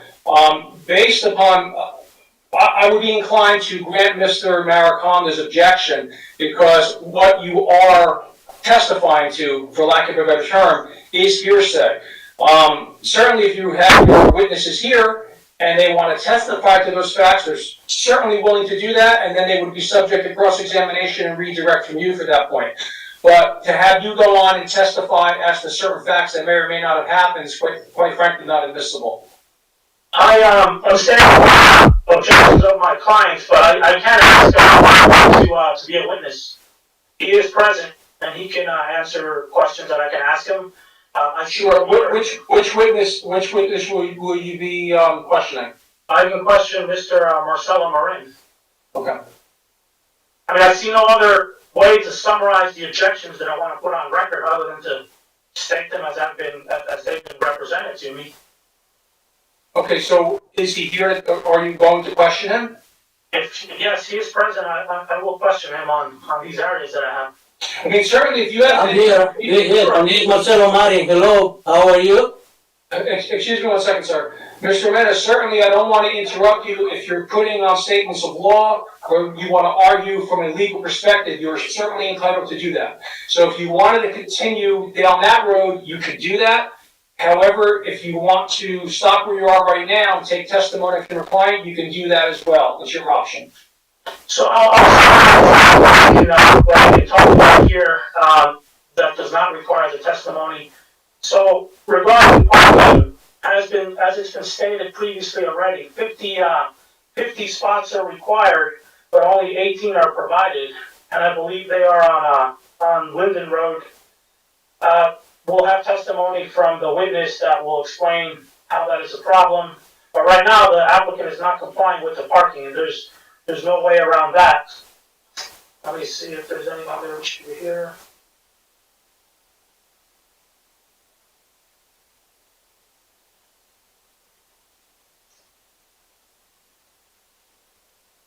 Of note,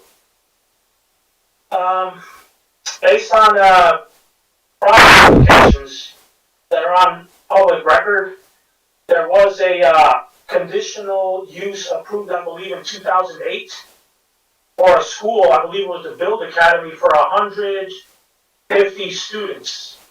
So that is something I think the planning board should consider as they review this application. And that is relevant because the size here in the application is 250, and the previous size was 100 smaller. And I can even ask the witness if it was a problem in 2008 when it was 150. I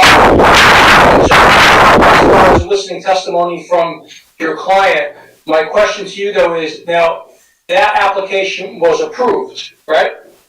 Yes, it was approved in 2000. Okay, so I'm assuming, and I don't want to put words in your mouth, you're basically trying to state that that was a problem back then, so now that this application that would have more students would be a problem now. Is that the point you're trying to make? Well, the application that has more students is a problem, and then the immediately previous application for the Paterson Arts and Sciences School, that had a intended student body of 306 to 486, and that definitely was a problem, as the witness will state. Okay, well, yeah, well, and that's my point. Like, as I said, okay, so you're referring to two prior applications, but your intent is to obtain testimony from your client or from the witness as to the alleged adverse effect of those uses at the site. Is that a correct assumption? Yes. Okay, so if you wanted to proceed with testimony at that point, if you're done in terms of summing up your legal arguments at this point, you're gonna have a chance later on, but if you're done summing up your preliminary statements at this point, you're welcome to put your witnesses on. Alright, so I Linden Road. Thank you. Madam Court Reporter, if you can swear the witness?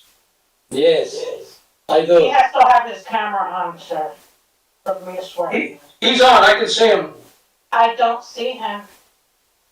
Marcelo Marin is not. Yeah, right, Familia Marin? That's not what he's called. You're using someone else's computer, Mr. Marin? Yes. Okay, but that is you, so you're gonna be sworn in right now by the court reporter, okay? Okay. I have two names, Marcelo Marin and Familia Marin. Which one is he? It's the same. It's the same. I just. The same? Yeah. Okay. Please raise your right hand. Do you swear affirm testimony about to give is the truth, the whole truth, and nothing but the truth? I do. State your full name for the record, sir.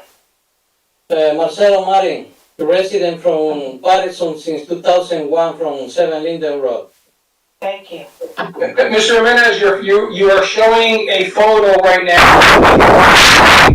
Yes.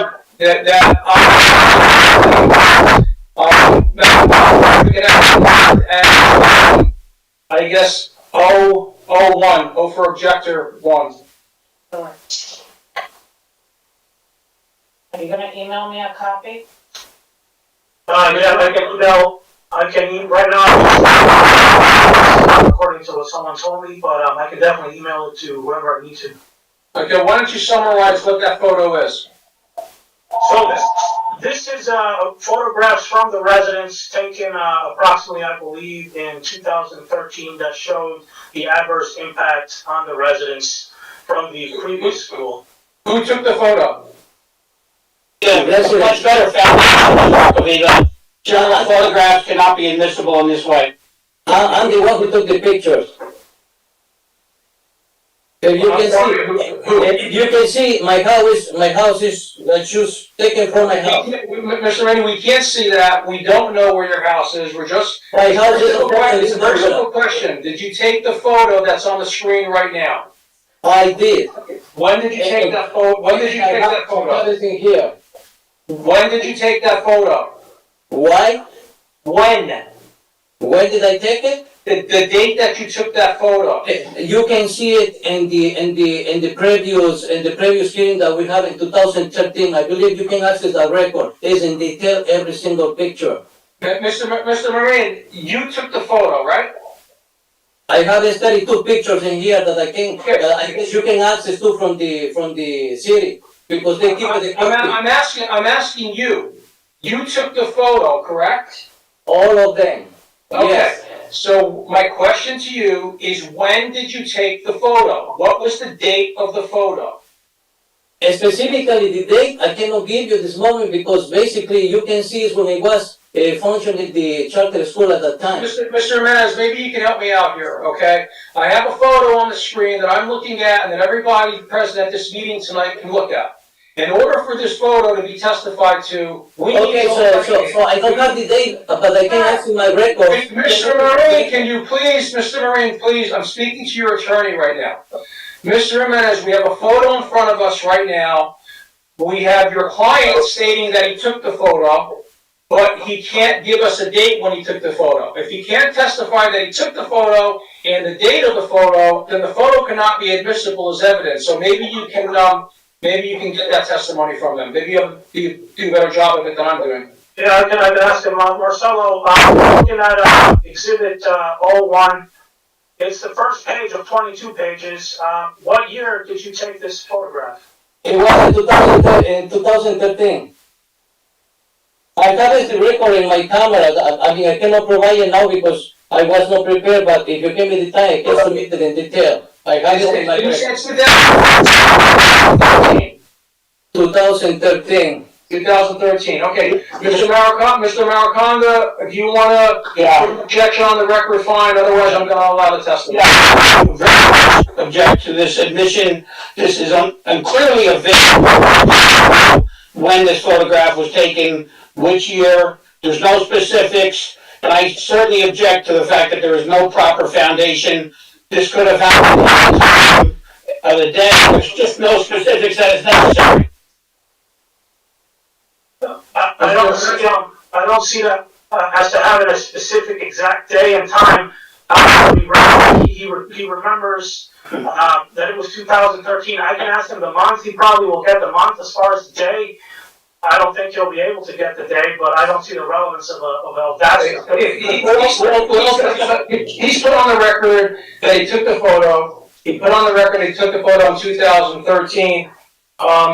Mr. Mariconda, certainly I know your objection. Mr. Jimenez, you can take testimony from him, and my suggestion is that you kind of flush more when and how the photo was taken. And I also, Mr. Alcovino, don't have a problem considered, but I think there's a credibility. Okay, yep, and you certainly have the right to raise that issue, in the course of the hearing. Right. Begin the questions. Good. All right, so Mr. Moran, I'm going to ask you questions here. Do you believe that the school would have a substantial adverse impact on the owners? Yes, 100%. I can say definitely that when parents, they were dropping their kids, after they dropped, they started speeding more than 30 miles per hour because looks like they always were rushing in the morning. And in the afternoon, I was we had a couple of times emergency situations that the ambulance was unable to go through the Linden Road. Specifically my mother, that she was on that time, one time that she was very sick, and I have this, like I say, I know that you are objecting the pictures, but I have this a full record of pictures in here that I can prove that. So definitely it did affect 100% the lifestyle of the residents. What about the parking? Parking, they say that they were saying that they never going to be using this the parking space in front of the residents' homes, but the teachers, family members, I have pictures also that they were obstructing even my driveway. I have so much proving here. I mean, the picture will say, and it's only no one picture. I have almost close to 40 pictures in here that it was submitted in 2013 hearing. All right, well, if we can go to page 13 of Exhibit 01, let me ask you about this picture. Did you take the pictures on this page? I took that picture, and that is my home. Excuse me, Mr. Menes, I'm looking at 3 photos on one page. Which photo are we talking about? All 3, because... Let's go, hold on, let's go to the second from the top on the left side. Okay. So, Mr. Marin, what is that picture of? That is the picture that I wasn't able to get out or get in from my driveway because people, they were coming to drop the kids or pick up them, and this is what's happening on a daily basis. Every single day, I was getting in my driveway obstructed. You can see it was winter or it was a different season, and you can see that different cars. So always the detrimental changes on the neighborhood. All right, so the picture that is the third down from the top. Your driveway there? Yes. And obviously that is not winter. Do you recall when that picture? And by the way, the Linden Road is only one side road, and you can see over there 2 parking sides. I mean, two lines parking. The cars, they were unable to go through that. The garbage truck, forget it. The buses itself from the kids, forget it. So you can see it doesn't. You cannot. I mean, it's right there, the evidence. All right, so that's Linden Road. What about Polk Road? Were you able to? Oh, Polk Road, forget it. Many times the trucks, they were unable even to do right or left of the buses itself because the double parking. And many times those cars, they were going into the sidewalk of our residents. And I have pictures to prove it that my sidewalk got broken so many times. All right. As far as between the students or their parents and the residents, was there ever any conflict or confrontations between them? No confrontation, but definitely, as you can see in the pictures, that also they didn't have recreation space, and there it goes, kids walking around 7 Linden Road, Pop Road, and 33rd Street, walking, and sometimes supervised and sometimes unsupervised because they didn't have anywhere else to socialize or to do activities. Even the gym the parking space, that apparently they have 15 parking space, they were using it for gym activities.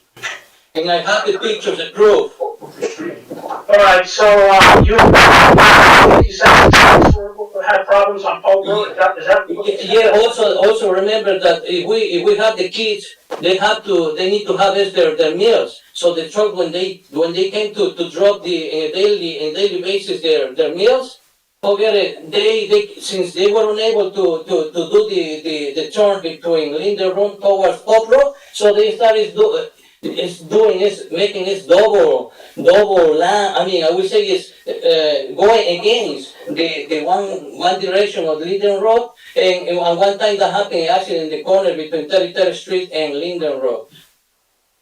So the only way that they can exit is going back towards 33rd Street. All right. Besides, were there other large vehicles that were entering Linden or Polk Road? I mean, the buses, the big buses, the small buses, and the garbage trucks, and very much sometimes I would say is big cars from some of the students. is the difficulty of the big trucks, you know, they weren't able to do the turn. What about the buses? Where do the buses park? The buses park usually in I have is the pictures also, if I give you the proof, I have is the pictures that they park in the same Linden Road, but on the left side, and there is signs that say don't park at the side, but you can see in the proof that I submitted the pictures, the whole Linden Road, there were like 6-7 buses sitting there for the whole day,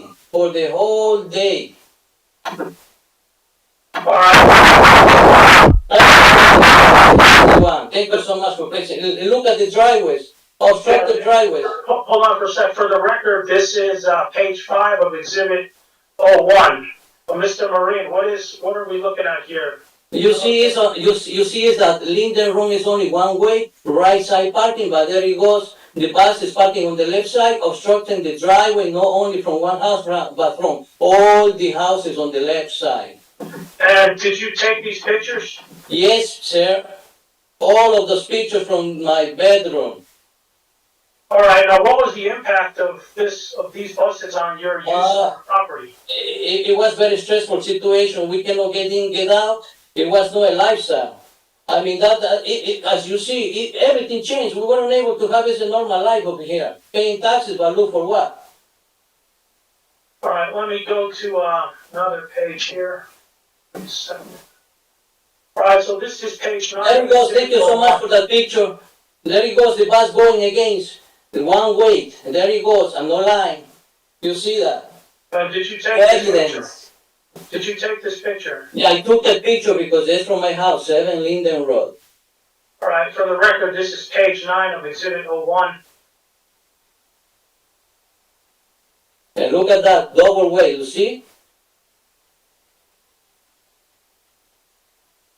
There he goes. All right, this is page 10 of Exhibit 01. Mr. Marin, let's go to the second picture from the top down. Tell us what that is. That is the trucks that they came to drop same thing, same story every day. They got to drop the wheels back because they cannot make the turn from Linden Road towards Pop Road. They started backing up and going in the opposite direction, creating high risk of big car accidents between 33rd Street and Linden Road. Was that truck going the right way on that street? He was there. What do you say? Can you repeat the question? Was the truck going the right way on that? No. It's going against the direction of Linden Road. Because he cannot turn between, they were unable to do turns between Linden Road and Pop Road. There is no space. And did you take these pictures on page 10? I did, 100%. All right, let's talk about another topic here. You mentioned there were a lot of students on the streets. Can you elaborate what you meant with that previous statement? All I can say is because they don't have a space for recreational activities, the professors, and it's every single day they were walking the kids around the whole neighborhood, walking just all over the, like 2-3 blocks around. And also when they were not doing that, they start playing, just doing gym activities in the space of the 15 parking space behind the building in Linden Road. Did the crowd of students, or just did the students have any adverse impacts on the properties of the surrounding? Yes, because when they were walking, we weren't able to drive to Linden Road or towards Pop Road because they had a security that it was obstructing people coming, driving from 33rd Street into Linden Road because the kids were playing over there. So as a resident, multiple times I wasn't able to even come into my own house. But me and other residents. Did any of the students or their parents trespass on your property? Many times, just standing, sitting in the grass, and like I say, trespassing also, just coming, and because there was no enough space in Linden Road, they went in the top of the sidewalk, and that's the way how they were, in my area, in other neighbors' area. All right, so let me go to page 7 and 8 of Exhibit 01. and then I ask that you identify. There he goes, thank you. There he goes, the evidence. What are we looking at, Mr. Maron? The kids walking every single day, that's his story. Look, the security. He doesn't allow nobody to come from 33rd Street into Linden Road. So many times, that's why I had to, because I didn't have no choice to take my picture myself because I wasn't able to access to my own house. And look at that, there he goes, kids playing because sometimes they were walking, just standing in the sidewalk because it was too crowded. Did you take the pictures on page 7 of 01? Yes, sir. Everything is from 7 Linden Road. All right, so this is page 8 of exhibit. Can I ask you how many more of these? I mean, I think we all. I have 50. I would like you to have the time to see all of them. Hey, sir, you have to, excuse me, you have to stop cutting people off, sir. Wait till they finish asking the question before you start. I apologize. I'm pretty much at the end. I think I have like maybe a very few questions left. So let's talk about garbage. Was there an adverse impact with garbage from the previous school there?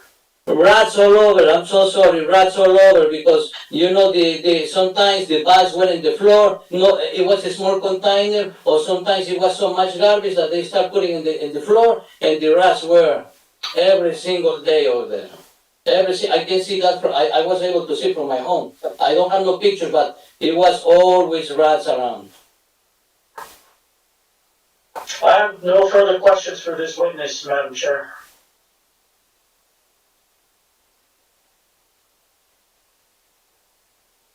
Mr. Maricon, do you have any cross?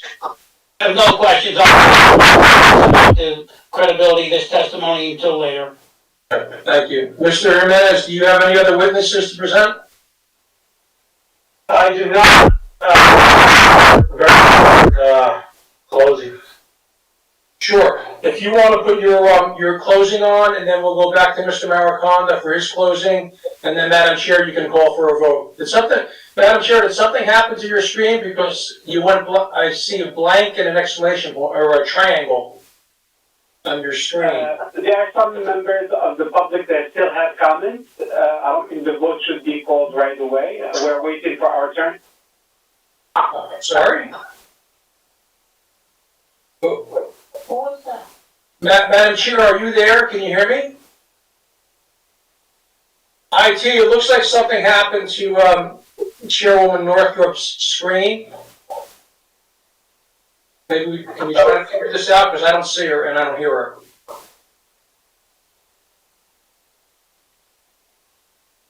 Can you take down the exhibit if you're done?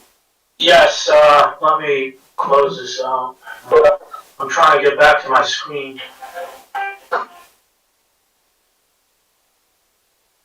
Yeah, I'm getting on with another computer. I'm on now. Okay. All right, can we remove, Mr. Jimenez, that's your exhibit, right? Yes. I'm sorry. I'm on my computer, so I'm on another computer, and I just wanted to know, I think we will get the gist of what Mr., what the witness was trying to say, so, I mean, I think that we can move forward. Yeah, Madam Chair, while you were off, what I had suggested, well, first of all, we can get this exhibit off the screen, that would be great. And then what I suggested is that Mr. Jimenez wanted to offer some closing arguments on behalf of the objector and his client. And then we can defer over to Mr. Mariconda for his closing arguments. But then again, I'm sorry, maybe we lost track of all of this. Did our commissioners ask questions of Mr. Romanek yet? No, and also we have people that have to make public comments, so, I mean, we gotta move this along, okay, I think we got the gist, and so, I would like to move forward at this point. Would Mr. Jimenez like to make, some comments before I move on and ask Mr. Mariconda?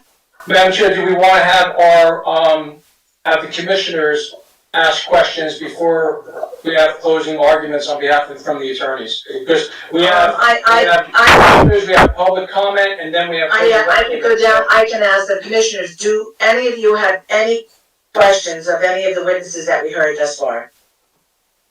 I have a question. This is Commissioner. Yes, Figueroa. Commissioner Figueroa, go ahead. I just have a question. Is there a crossing guard at the school or someone that like moves traffic along, you know, like most schools? Oh, with this, I lost it again. Mr. Maluk is certainly able to reinforce his earlier testimony. Mr. Maluk, as the students arrive, could you just reiterate again how the professional staff will be handling the drop-off in terms of on-site, in-person handling of the students? Sure, part of the dismissal and the drop off, all the teachers, all the staff will be out and only a few inside taking them to the gym. But actually they help taking the kids out of the cars and walk them into the building. And as I said, we are very experienced staff. We have been out there for a while and we do this in a residential area. So right now, so we are familiar with those kind of problems. Usually in the beginning of the year, we have an orientation, we tell everybody, we train them how to do the drop off and the dismissal. I just have one question, if I'm allowed, is that okay?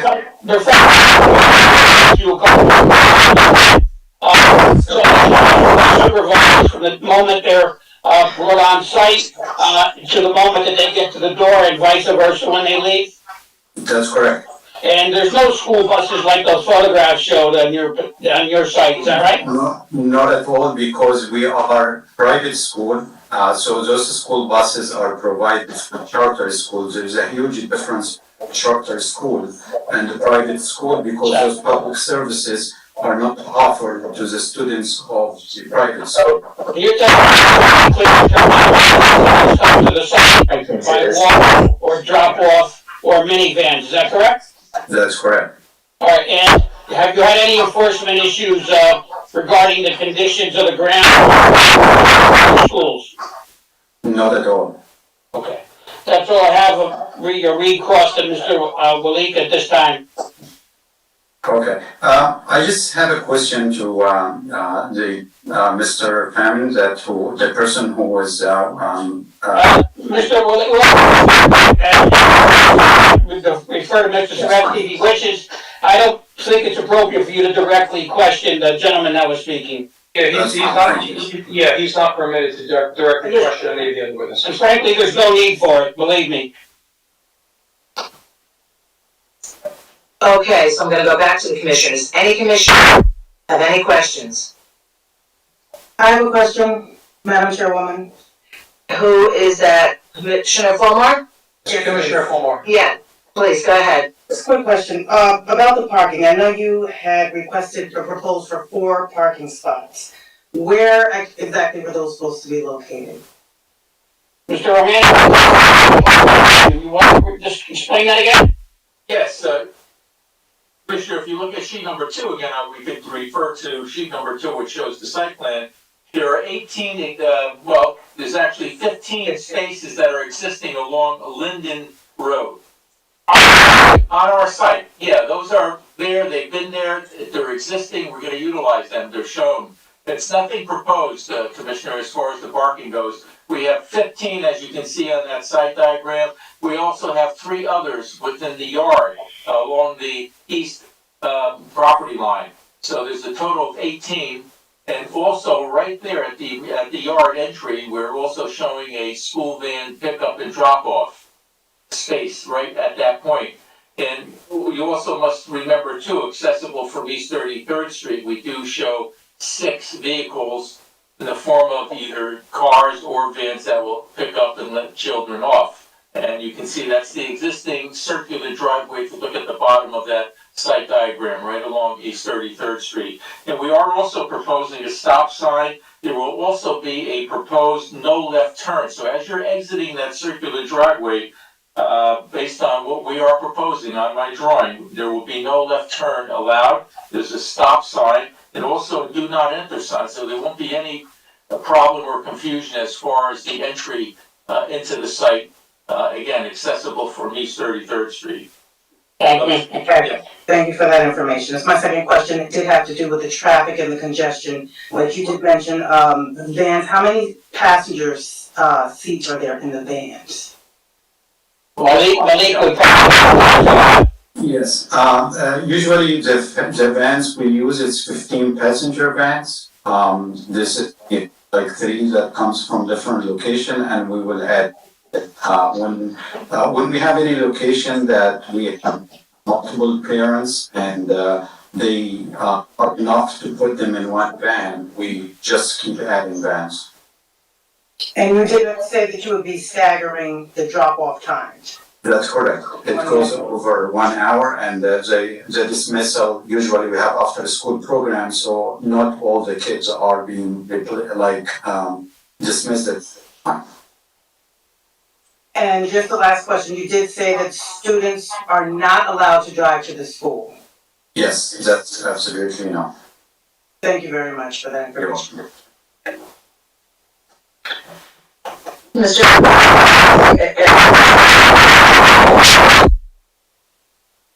Okay, hearing none. Mr. Aquavita, is there anything you wanna add?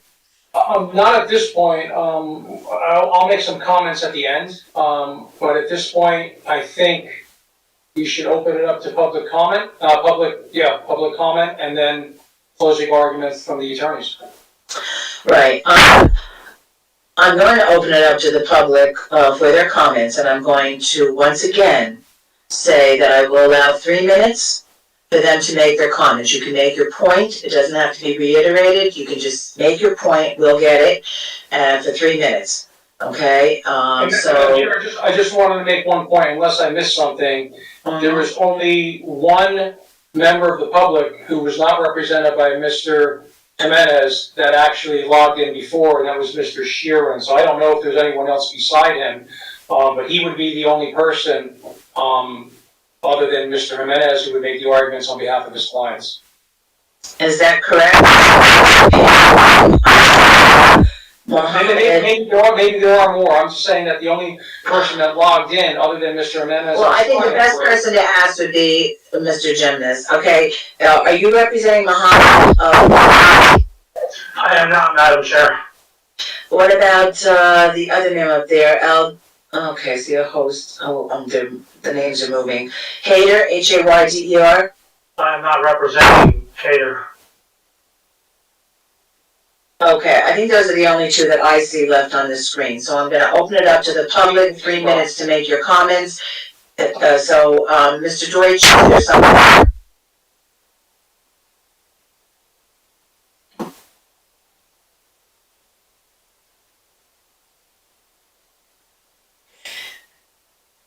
Ryan? Sharon here? Yeah. Okay. Darnell Sharon? Okay, wait 1 moment, please. According to Ryan, Mr. Deutsch, we have 3 people on the line, so I'll take, Mr. Sharon. Danelle, go ahead, you have 3 minutes to make your comments, please go ahead. All right, thank you so much, Commissioners. I truly appreciate you guys having me. Excuse me, Mr. Sheeran, before you begin, can you put your address on the record, please? Sure. My address is 152 East 33rd Street, Paterson, New Jersey. Thank you very much. You can proceed. I appreciate it. Thank you again, Commissioners. I appreciate you guys having me. I'm speaking for me, but I know my homeowners that's adjacent across from the charter school, proposed charter school, will have the same sentiments or concerns that I would have. But before I do anything, I just want to reiterate again. On July 27th, Objection. Speaking for neighbors. That objection has to be sustained. Mr. Sheeran, you can only speak on your own behalf. Okay, I will do that, but please, what happened is I only got 3 minutes to speak, and you keep objecting, and it's killing my time. So please, out of respect, can you please allow me to finish? Mr. Sheeran, you will certainly have your 3 minutes to speak. No one's going to interfere with that, but you have to understand. Let me just finish. You have to understand that there are certain rules that this board has to abide by. We are mandated by state statute. One of those statutes says that you can only testify on your own behalf. You cannot offer testimony for anyone else. That's the only part we're trying to take. You can say whatever you want to say at this point, but only on your own behalf. You got it. Please go ahead. I'm gonna keep it simple, right? I'm gonna try to bullet point everything. I want to put on record on July 27th, I emailed the attorney, Mr. Maricana, a 4-page letter of objection regarding the charter school, and those objections are similar to exactly to what Mr. Jimenez objection testimony client stated. And I'm going to repeat what my letter said in brief. On July 27th, it stated, in the matter of rejecting again this illegal proposed plan to operate a charter school in the middle of one of the busiest residential areas in County Road in the city of Paterson, I, Donald Sharon, was there and observed in 2013 all the bullet points that Mr. Jimenez client testimony testified to. There was issues with the school buses blocking our driveways on East 33rd Street side, not just on Linden Road, also on East 33rd. The student and parent adverse effects. We had confrontations with the families with them blocking our driveways. And we almost got into a fight with a couple of family members, and we had to get city signs placed in front of our property saying, please do not block our driveways. But they were not listening, and they were still doing it. Also, in reference to the school garbage, the school, at the end of the school, all the garbage is dumped in those dumpsters. The dumpsters were not even picked up. It had like almost 2 weeks. The smell was horrendous, and we saw rats going in and outside those dumpsters because the city did not, or a private dumping company did not come and collect the garbage. Rats were getting into our neighbors' houses. So that was an issue with the dumpsters. Also, what you don't know about this, when there was a previous charter school there, the owner of the previous charter school had, once he solidified his occupancy certification from the city of Paterson, Monday through Friday, he will operate that property as a school. And then on Saturday or Sunday, once he got his occupancy, he utilized that property for private use to earn extra money, having party venues, concerts, all kinds of stuff. So now the residents of Paterson, East 33rd and 3rd Ward, not only do we not get any rest or peace and quiet, now we got to deal with Saturday. Okay, Mr. Shereen, I'm gonna have to ask you to wrap it up. Please. All right, I'm going to touch on these last points. The other issue was there were some building code violations with that facility that closed down the previous charter school. There was black mold in that facility that the parents were never notified. Also, the property owner, he failed to pay his property taxes, almost $500,000 in property taxes, and he was still Okay, I'm going, and I appreciate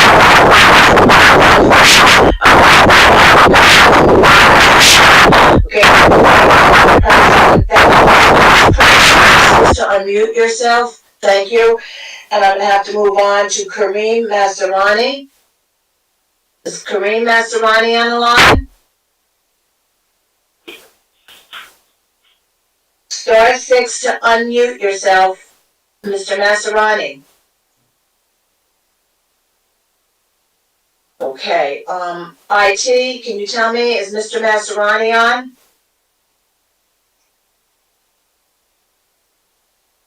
All right, I'm gonna move on to, Mr. Alal. Okay, Mr. Alali. Alalali. Yes. Speaking. Yes, please. Excuse me, wait, one moment, please. Please state your name and your address for the record. Mohammed Al-Filali. Okay. 162 Wall Ave, Paterson. Okay, thank you. And you have 3 minutes to make your comments. Please go ahead. Thank you. So the comment is to the commissioners and also to the applicant as well. What is at play here is the legacy of Paterson.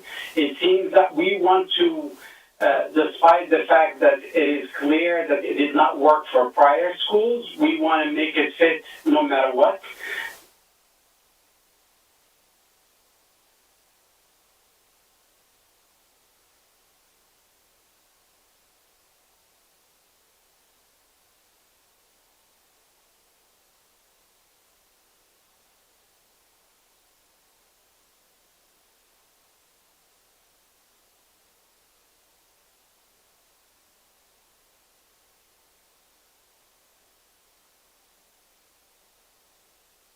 vans and more schools. And I take offense at the testimony of the applicant saying that my teenage daughter, if she has a driver's license, she will be deprived of driving to school because we want to fit an elephant in a sardine can, and that speaks. It would not speak well to the legacy of Paterson and of the building. And I applaud Mr. Archimedes, and I've worked with him closely and all of the speakers today. But what are we saying to our kids? You know, your learning experience could be as lousy as it is, but we will fit it anyway. I don't think it is right. I wish him the best of luck. It is probably not the best thing to do. I am familiar with the TNEC building he has. It has plenty of parking space. This building does not have parking space. The experience would not be good. And even the philosophy of teaching our kids liberty and freedom as we took oath before the hearing, it is going out the window because my teenage kids, and I'm part of the community, and we were never consulted, and there's no members of the community within walking distance to the school. I will just tell her, you know what, you're going to school, but you cannot drive. All the other teenagers of your age can drive to school, but not you. Not fair, not right, not the legacy of Paterson we want to give. Thank you. Okay, thank you. All right, so at this time then, I am going to ask the attorneys for their closing arguments, please. To Mr. Jimenez. Mr. Jimenez. Thank you. So we've seen this happen before. There was a school, and the applicant may testify that these are his plans and that it will work for the community. But we actually have the experience. We actually have the owners, particularly Mr. Marin, who testified here, who lived it, and it did not work. So a 250 student body school is too large to operate at the address, and you know, we've seen it before, and the conditional use, bulk variances and site plan approval should not be approved because of the adverse impact on the residents. The horseshoe-shaped driveway existed in the previous school. That was not able to meet the needs, and hence you had the overflow onto Linden, onto East 133rd Street, onto Linden Road, onto Pope Road. The same parking spaces on Linden Road that were part of the school, they existed too. But again, it did not work. And to think that parents aren't going to drive their kids to the school, it's just not realistic. So we've seen this happen before, and it should not be approved based on the adverse impact to the owners. Thank you. Okay, thank you. Mr. Mariconda? Yes, thank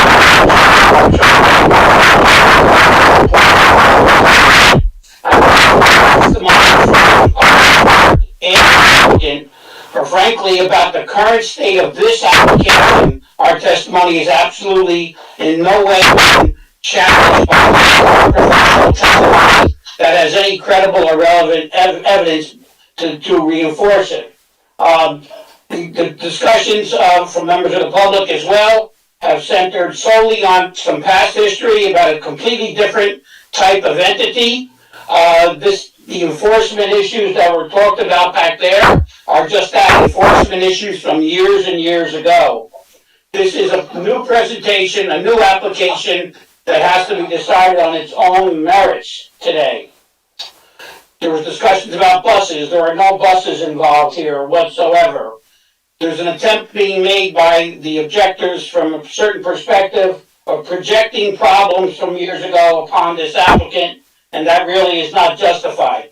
There has been no professional testimony offered to refute the testimony of Mr. Romanek, both with respect to his architectural testimony and his site plan testimony with regard to planning as well, and the meeting of the criteria for the granting of these variances. Absolutely nothing to refute that testimony this evening. He's talked about the inherently beneficial use of the school. This site and this building has a long and cherished history of use and service to the public community of the city of Paterson. We're trying to restore and revive that. The Historic Commission overwhelmingly supports us in that endeavor as well. This is a really good program that we'd like to institute here. The opportunity is great. The need is great. You've heard the professional testimony of this applicant, his background, his track record, which is excellent. The enforcement issues that were talked about from years ago and the vagueness of the exhibits and the credibility of those exhibits, I'll leave to the commissioners to decide on their own, frankly. Again, this building has to have use. It's in an this building is very important to the city of Paterson. This is an ideal use to restore to this building. And if it were not granted for this type of use, this type of institutional facility will lay dormant and not provide any substantial benefit to the city of Paterson, whereas this applicant for this use in 2021 is about to give the city just that, a positive benefit. Thank you very much. Thank you, Mr. Maraconda. Mr. Aquaviva, do you want to say something? Yes, Madam Chair, I just wanted to point out I want to make a couple of points before this goes to the floor for a motion. I want to just direct the commissioners to paragraph 13 of Mr. Deutsch's review, because that essentially sums up the reviews that are before the board tonight, namely that schools in general are conditional use in the R1 residential zone, essentially meaning that schools are a permitted use subject to certain conditions. And our planner, Mr. Deutsch, sums it up as well as it can be summed up in paragraph 13. 2 acres are required. There's 1.05 acres that exist, so there would be a variance for that. All but 2 other requirements of our city's ordinance are being met by this application as they pertain to schools in residential districts. Those 2 exceptions are, there's an existing left side yard setback, 10 feet required. The building is 9.9 feet existing. And a right side yard setback where 10 feet is required and 0.18 feet are existing. There's also another variance being requested to continue what is already in effect, which is essentially parking within 50 feet of the intersection of Linden Road and East 33rd Street. That's the review that's before this board. The variances and the conditional use, and the site plan, of course, but if I heard testimony correctly, there are no additions or modifications being made to the existing structure, to the existing building. I want to point out one other fact, and that is basically the testimony that you heard tonight, the objector's testimony that you heard tonight, is basically all centered around enforcement issues. I'm not going to essentially reiterate what either attorney stated, but the testimony is based on a past similar use. But again, parking is an enforcement issue. This board is not an enforcement agency. The board can only decide what's before it, whether this use is appropriate, and whether the burdens have been met in terms of the both variances being requested and the conditional use being proposed.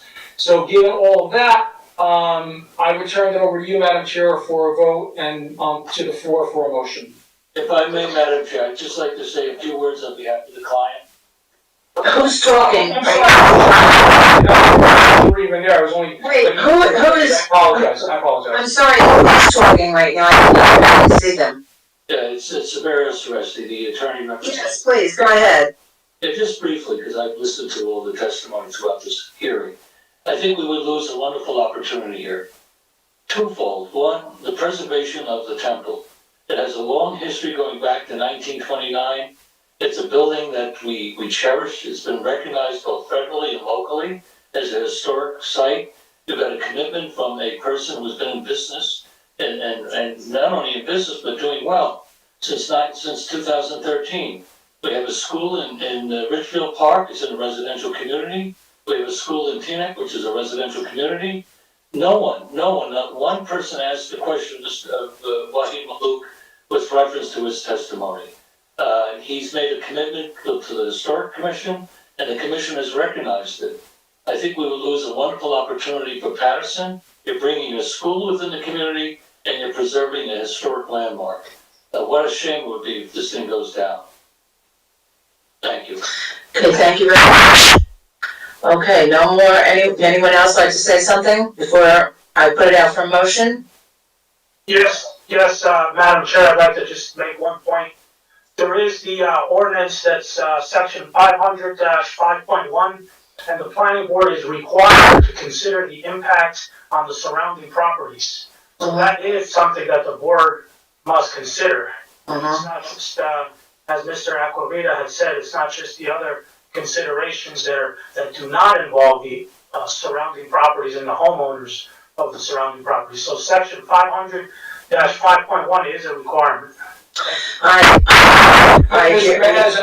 Chair, I'd just like to point out that that's a requirement in every application. The commissioner looked at the effect of the surrounding area, so I did not point that out because it's a review inherent in every single application. And if I may also say, our planning did address the suitability of this site as it impacts the surrounding area, and that was absolutely unrefuted by any professional testimony. Thank you. I also remember that temple. I remember how many people attended it, okay, and how many people went in and out of those doors. So I mean, there's always been a lot of traffic in that area because of that building. And it's to me, it would be awful to lose sight of the fact that this is an adaptable building for another use, and we can restore this building and have it stay where it is right now and not have it sit idle. I can't imagine doing that, but I'm gonna put it out on the floor for a motion. Would anyone like to make a motion on this application? Commissioners, anybody?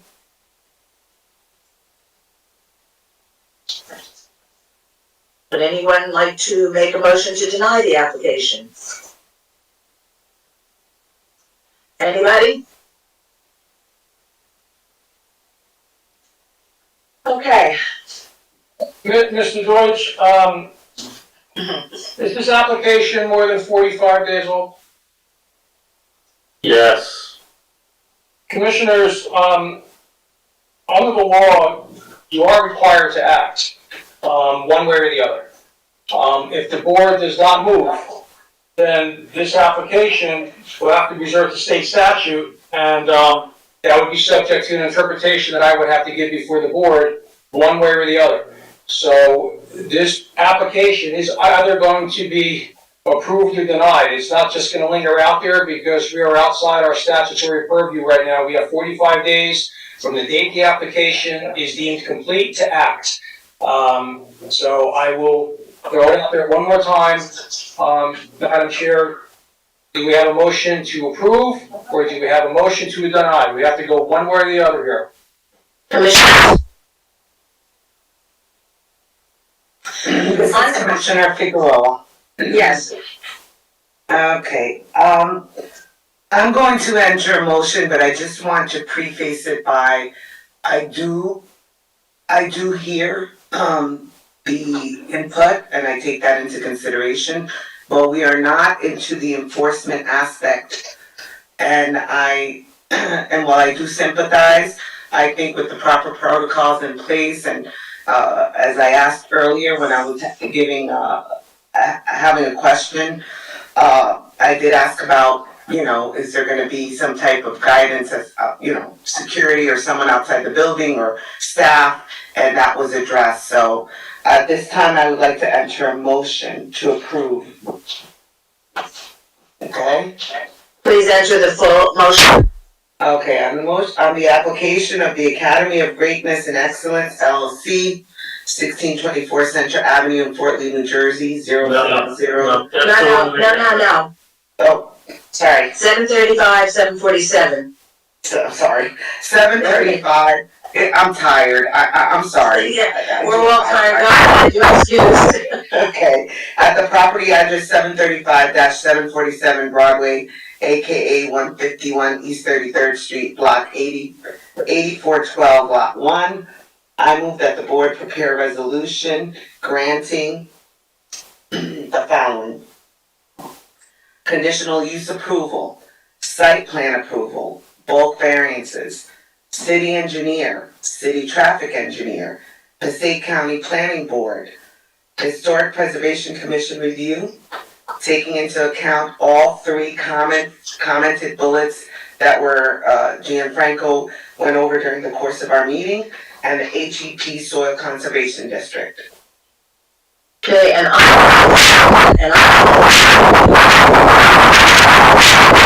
okay, it was about previous conditions of previous schools, which has nothing in my mind to do with what this school is presenting.